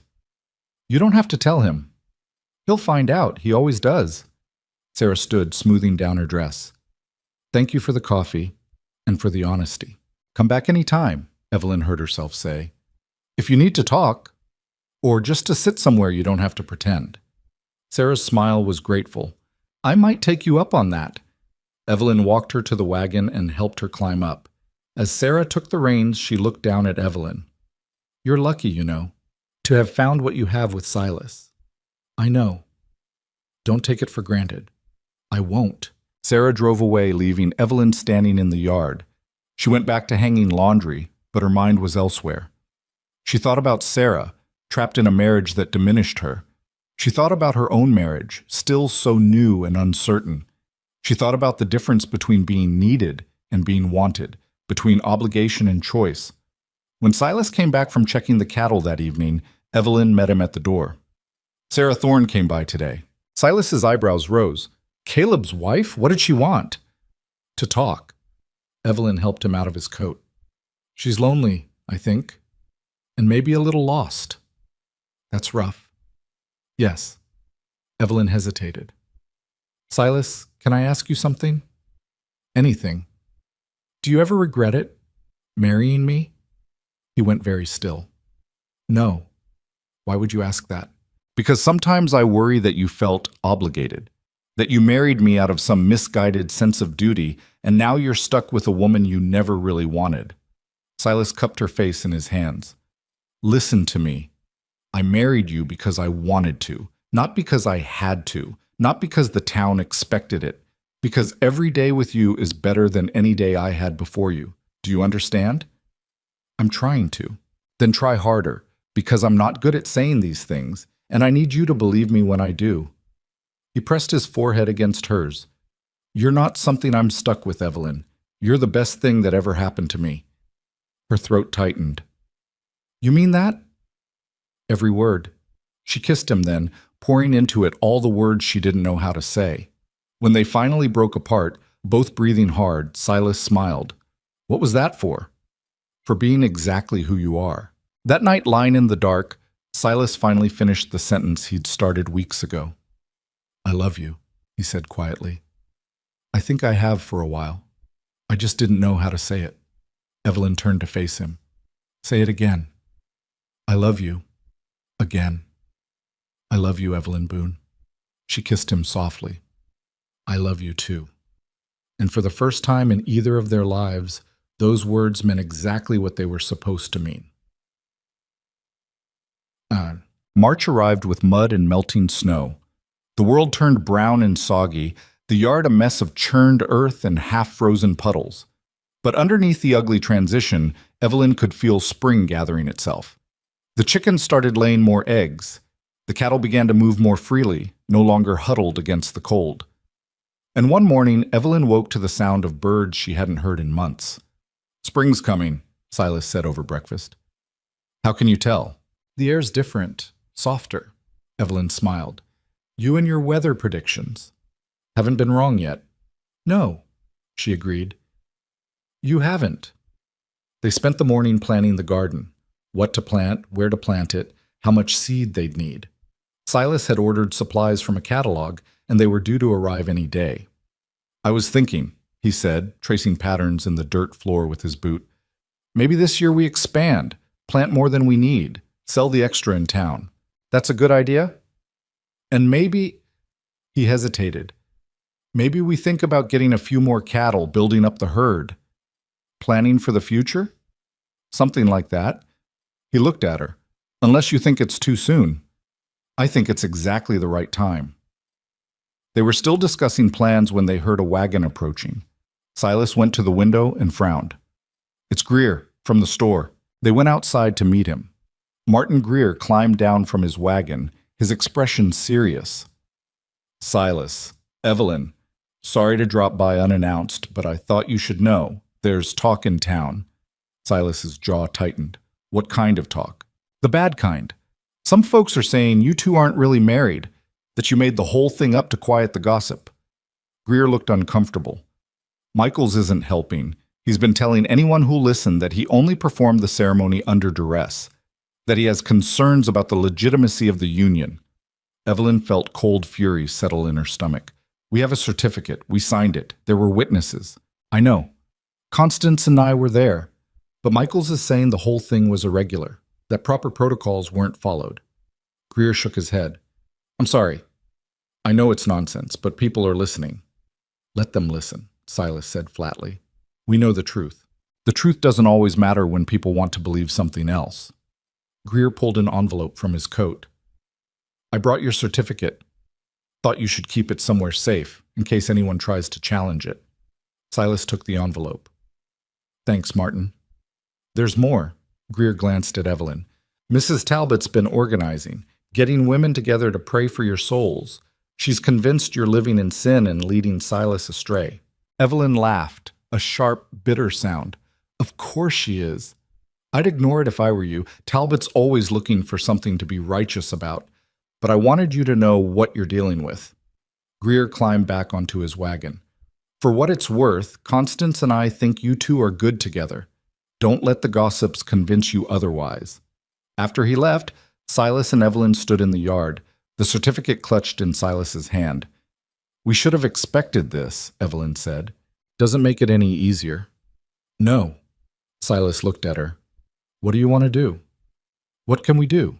We can't force them to accept us. We could leave. Go somewhere else. Start over where no one knows us. Evelyn considered it. The idea of running, of starting fresh in a place without judgment or whispers. It was tempting, but running meant letting them win, meant admitting that maybe they were right to question, right to doubt. No, she said firmly, we're not leaving. This is our home. We built this. They don't get to drive us out. Silas's expression shifted to something like pride. You're sure? I'm sure. Let them talk. Let Mrs. Talbot pray.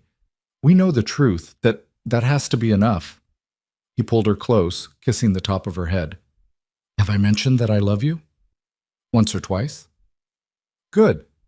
Because I do. They went back inside, united against a world that seemed determined to tear them apart. But they'd faced worse than gossip. They'd faced winter and isolation and their own doubts. They could face this too, together. Spring came slowly, grudgingly, like it was testing whether the valley deserved it. The snow retreated inch by inch, revealing dead grass and muddy earth. But with each passing day, the world turned a little greener, a little warmer, a little more alive. Evelyn planted the garden in early April, her hands working the cold soil while Silas repaired fence posts that had rotted over winter.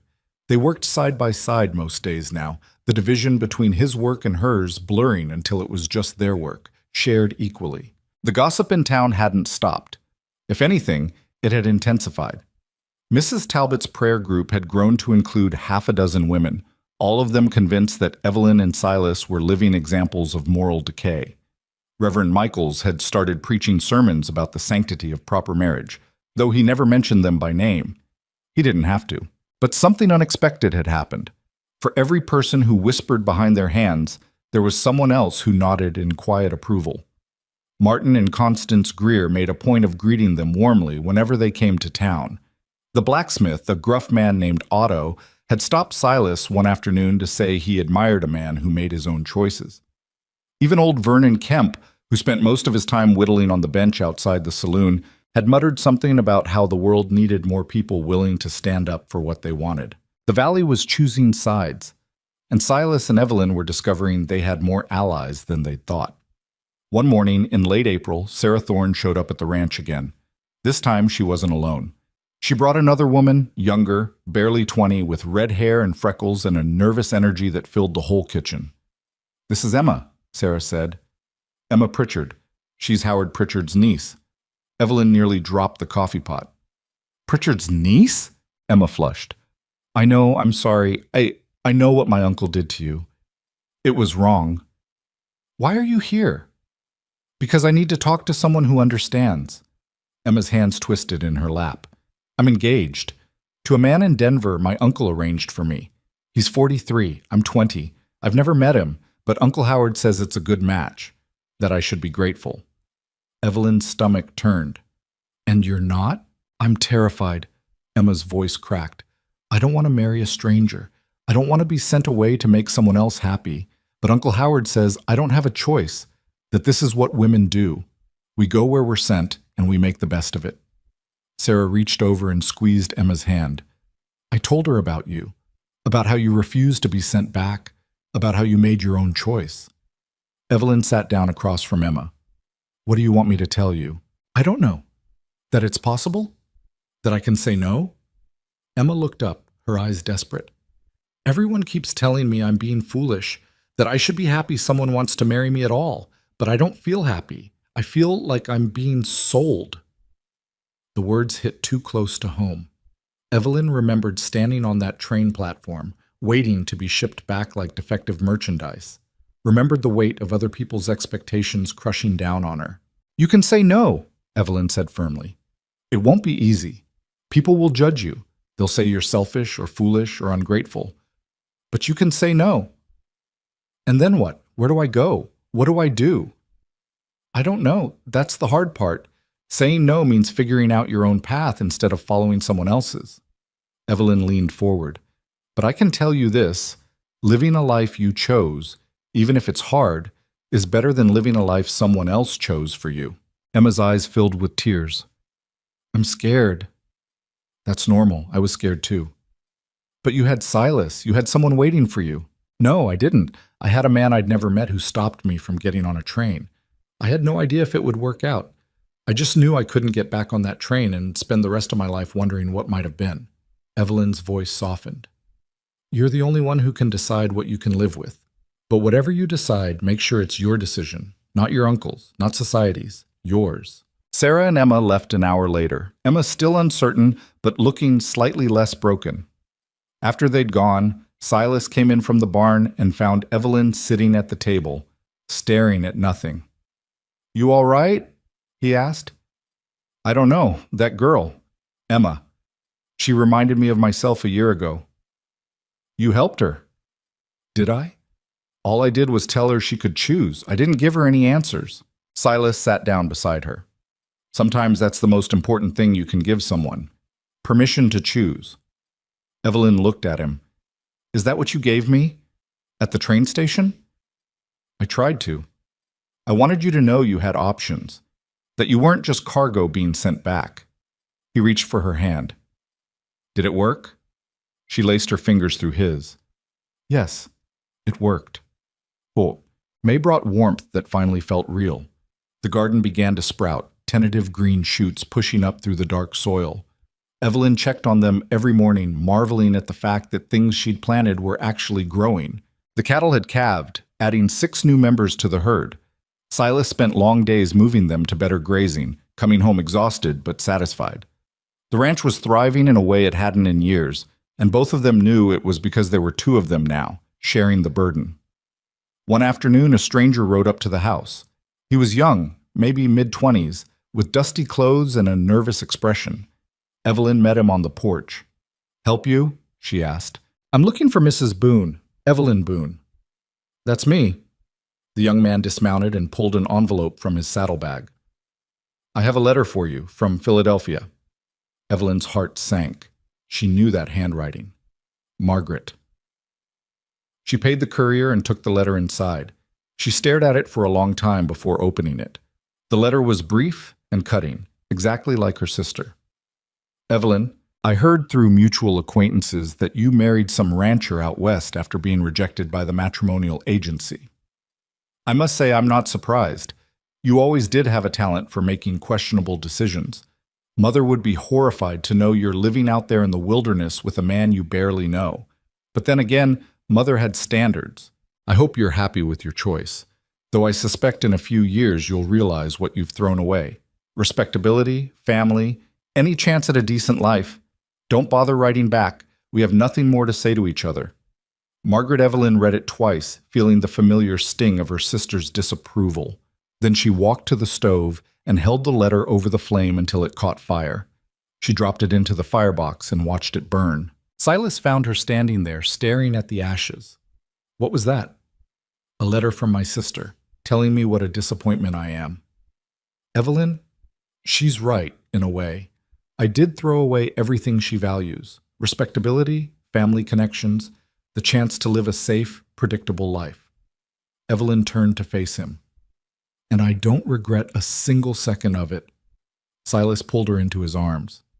Good, because I'd hate to think you were settling. She laughed against his chest. Settling? I'm living in the middle of nowhere with a man who talks to cows and thinks coffee counts as a meal. Hey, coffee's nutritious. No, it's not. Tastes good, though. She looked up at him, this stubborn, difficult, wonderful man who'd given her a life she never knew she wanted. I love you. I love you too. He kissed her forehead. Even if you do judge my nutritional choices. That night, lying in bed, Evelyn realized she'd stopped thinking about Philadelphia, about her old life, her old disappointments, the person she used to be. That version of herself felt like a stranger now, someone she'd left behind on a train platform months ago. She was Evelyn Boone now, ranch wife, partner, woman who'd chosen her own path and walked it without apology, and she liked who she'd become. Basset. June arrived with heat that baked the valley and turned the grass gold. The garden was producing now, lettuce and radishes and early peas. Evelyn spent her mornings harvesting, her afternoons preserving what they couldn't eat fresh. Sarah Thorne became a regular visitor, often bringing Emma with her. The 3 women would sit in Evelyn's kitchen, talking about everything and nothing. Sarah was getting close to her time, the baby due any day now. Emma had broken off her engagement, much to Howard Pritchard's fury, and was living with the Greers while she figured out her next steps. "Uncle Howard won't speak to me," Emma said one afternoon. "He says I've disgraced the family name, that no decent man will want me now that I've proven myself unreliable." "Then you'll find an indecent man," Evelyn said. "They're more fun anyway." Sarah laughed so hard she had to hold her belly. "Don't make me laugh. This baby's already sitting on my bladder." "How's Caleb handling things?" Evelyn asked. Sarah's expression darkened. "He's furious that I keep coming here, says you're a bad influence, that you're filling my head with inappropriate ideas about marriage." "What kind of inappropriate ideas?" "That wives should have opinions, that we should be partners, not property." Sarah's voice was bitter. "He actually said that out loud last week, called me his property, like I was a horse or a plow." Emma reached for her hand. "What did you do?" "I told him if that's how he sees me, he can sleep in the barn with the rest of his livestock." Sarah smiled grimly. "He didn't like that much." "Good for you," Evelyn said. "Was it? I don't know anymore. Sometimes I think I should just accept things the way they are. Stop fighting. It would be easier." "Easier for who?" Evelyn asked. "Not for you. You'd just disappear a little more every day until there was nothing left of who you used to be. Maybe that's what being married means." "No," Evelyn said firmly. "That's what being trapped means. Marriage should make you more yourself, not less." Sarah looked at her with something like envy. "How did you get so sure about everything?" "I'm not sure about anything. I'm just tired of pretending to be smaller than I am to make other people comfortable." The conversation stayed with Evelyn after Sarah and Emma left. She thought about the different paths women took. Sarah, stuck in a marriage that diminished her. Emma, brave enough to say no, but uncertain what came next. Herself, having found something rare and precious, but knowing how easily it could have gone wrong.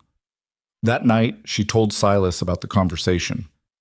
"Sarah's miserable," she said, "and there's nothing I can do to help her." "You're already helping. You're showing her there's another way." "But showing isn't enough. She has to choose it for herself." "And she might not. Some people would rather stay in a bad situation than face the uncertainty of leaving." Silas's voice was sad. "It's not fair, but it's true." "When did you get so wise?" "I'm not wise.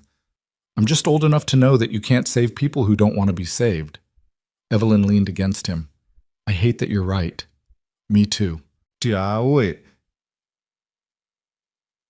July brought news that rippled through the valley like a stone dropped in still water. Sarah Thorne had given birth to a son, but the delivery had been difficult. She'd lost a lot of blood. The doctor had been called from 2 towns over, and for 3 days no one was sure if she'd survive.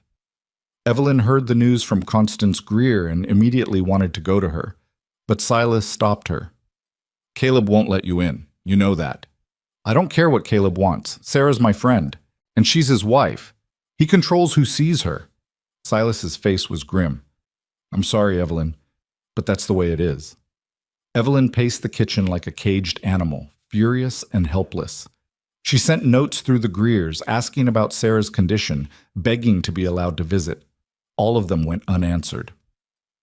On the 4th day, Emma showed up at the ranch. "She's asking for you," Emma said without preamble. "Sarah, she won't rest until she sees you. The doctor says she needs to stay calm, but she keeps crying, keeps asking. Caleb finally agreed to let you come, but only for a few minutes." Evelyn was already grabbing her shawl. "Let's go." The Thorne Ranch was larger and more prosperous than Silas's, but it felt cold and unwelcoming. Caleb met them at the door, his face haggard. 10 minutes, he said, "and don't upset her."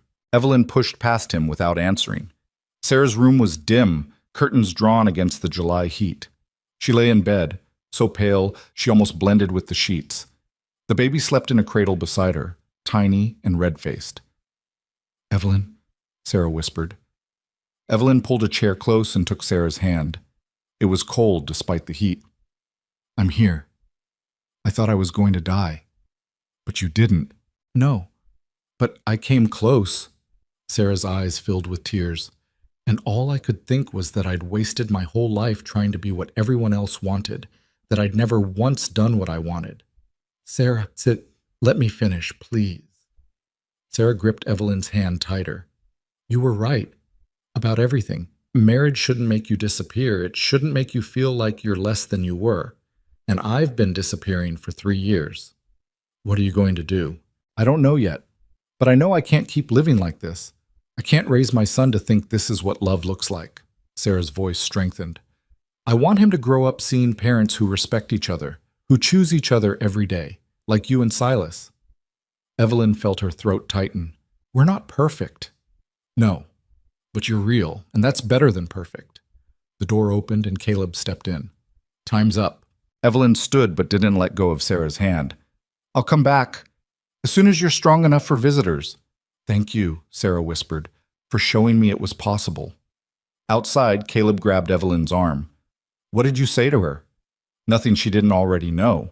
She was fine before she met you, obedient, compliant. Now she's got ideas. Good, Evelyn cut him off. Maybe those ideas will save her life. Because the woman you married is dying a little more every day, and if you can't see that, you're blind. She yanked her arm free and walked away, leaving Caleb standing in the yard, his face twisted with impotent rage. Emma drove her home, both of them silent. When they reached the ranch, Emma finally spoke. Do you think she'll leave him? I don't know. I hope so, but that's her choice to make. It's hard, isn't it? Choosing yourself over what everyone expects. Evelyn looked at this young woman who'd broken her engagement and faced her uncle's wrath rather than marry a stranger. You already know it is, but you did it anyway. I did, and I'm terrified, but I'm also... Emma searched for words. Free. For the first time in my life, I'm free. Hold on to that feeling. When things get hard, remember why you chose this. Emma nodded and drove away.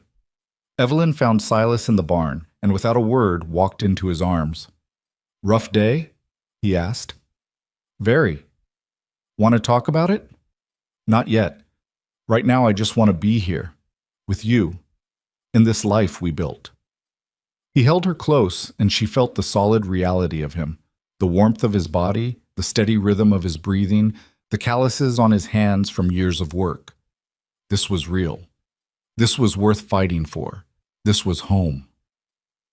August was a month of hard work and harder heat. The hay needed cutting and storing before the first frost. The garden needed constant tending. The cattle needed moving to higher pastures to escape the worst of the heat. Evelyn worked alongside Silas from dawn until well past dark, her body aching, but her spirit content. They'd hired a hand for the harvest, a quiet man named Joseph, who kept to himself and worked hard. With 3 of them working, they got more done in a week than Silas usually managed in a month. One evening, after Joseph had retired to the small bunkhouse Silas had hastily built, Evelyn and Silas sat on the porch watching the sun set. We did good this year, Silas said.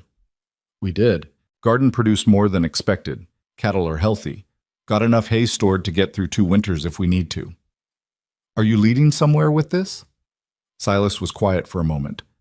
I was thinking maybe we could expand next year, get more land, build a proper barn, maybe hire permanent help instead of seasonal. That sounds like you're planning long term. I am. He looked at her. Unless you're not. Evelyn took his hand. I'm planning as long term as you are. Good. Because I was also thinking... He stopped, uncharacteristically hesitant. What? About children. Maybe. If you wanted. The words came out in a rush. I know we haven't talked about it, and I know we're both getting older, Evelyn finished. You can say it. I wasn't going to put it like that. But it's true. I'm 35. If we're going to have children, it should probably be sooner rather than later. She paused. Is that what you want? I want whatever future you want. That's not an answer, Silas. He sighed. Yes, I want children. I want to build something that lasts beyond just us, but only if you want it too. Evelyn thought about Sarah, about the difficult birth and the near-death experience, thought about her own age, the risks that came with it, thought about the life they'd built, and whether there was room in it for more. I want it, she said finally. I'm terrified, but I want it. Silas pulled her close. We'll figure it out, like we figured out everything else. Together? Always together. September brought news that shocked the valley. Sarah Thorne had left Caleb. She'd packed her things, taken her son, and moved in with her parents 2 counties over. Caleb had tried to stop her, had threatened legal action, had even gone to the sheriff. But Sarah's father was a wealthy man with lawyers, and when they got involved, Caleb backed down. The town was divided. Half the population thought Sarah was a scandalous woman who'd abandoned her marriage vows. The other half quietly supported her, though few said so out loud. Mrs. Talbot organized a special prayer service for Sarah's soul. Evelyn didn't attend. Instead, she received a letter a week later. Sarah's handwriting was shaky, but determined. Dear Evelyn, I did it. I left. I'm terrified, and everyone thinks I'm a monster, but I left. My son will grow up knowing his mother chose dignity over comfort. He'll grow up seeing what it looks like to stand up for yourself. Thank you for showing me it was possible. Thank you for being the example I needed. I don't know what comes next, but I know I made the right choice. Your friend Sarah Evelyn showed the letter to Silas that evening. She's brave, he said. She is. Braver than I was. How do you figure? She had something to lose and left anyway. When I stayed with you, I had nothing to lose. The agency had already rejected me. The world had already written me off. Staying was actually the safer choice. Silas shook his head. You're wrong. You had everything to lose. Your pride, your independence, the ability to leave if things went bad. Every day you stay, you're choosing to be here. That's not safe. That's brave. Evelyn looked at this man who understood her better than she understood herself. When did you get so good with words? I've been practicing. Wanted to make sure you knew, he paused, that you're the best thing that ever happened to me. That every day with you is better than any day before you. That I don't know what I did to deserve you, but I'm grateful anyway. Her eyes stung. Silas, I'm not done. I also wanted to say that I see you. All of you. The stubborn parts and the scared parts and the parts you try to hide. And I love all of it. Every piece. Evelyn kissed him, pouring everything she couldn't say into the gesture. When they broke apart, both breathing hard, she pressed her forehead against his. I love you too. More than I thought I could love anyone. Even though I talk to cows? Especially because you talk to cows. He laughed and pulled her closer. Outside, the first stars were appearing, pinpricks of light in the darkening sky. Inside, the house was warm and filled with the smell of dinner and the sound of their breathing. This was happiness, Evelyn realized. Not the absence of hardship, but the presence of someone to face it with. Not perfection, but partnership. Not settling, but choosing every single day. Winter came early that year, snow falling in October and not letting up until March. It was the hardest winter the valley had seen in a decade. Cattle died. Supplies ran low.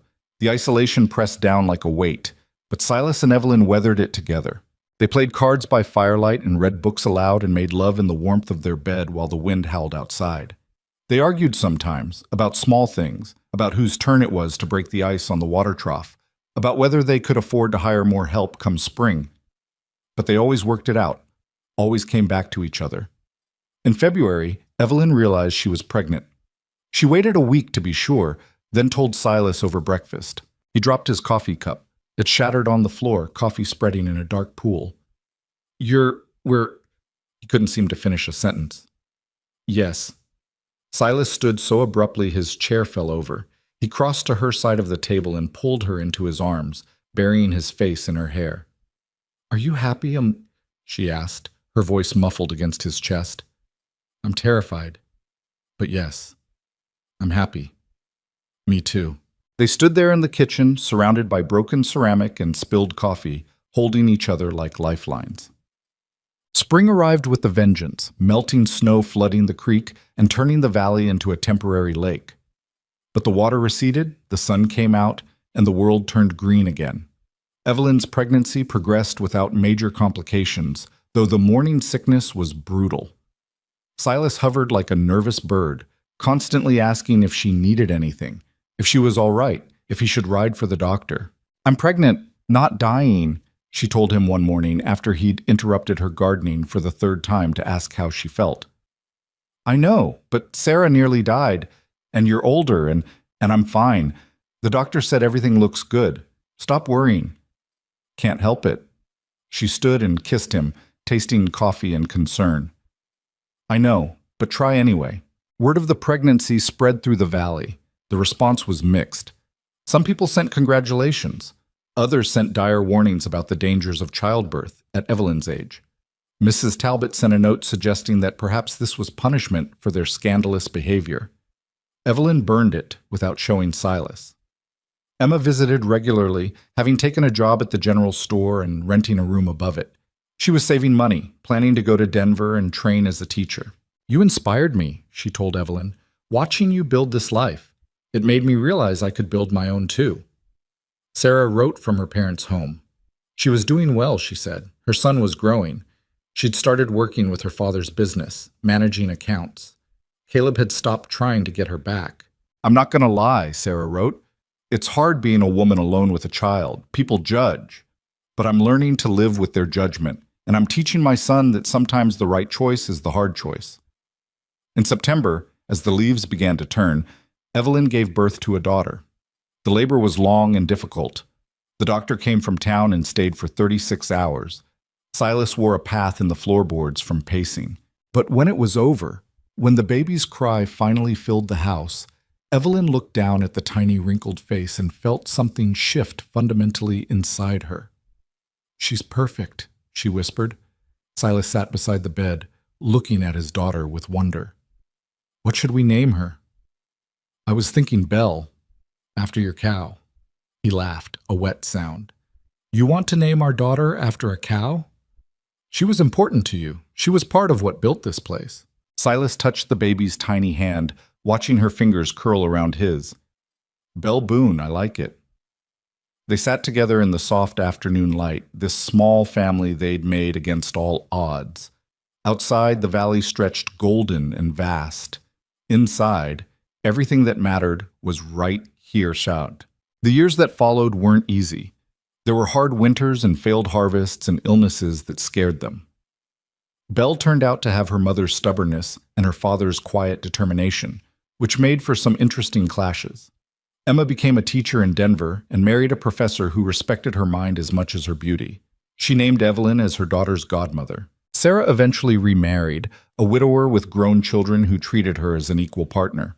She brought her son to visit the ranch once, and Evelyn watched the way Sarah's eyes had lost their haunted look. The town slowly stopped talking about the scandal of Silas and Evelyn's marriage. New scandals came along to replace it.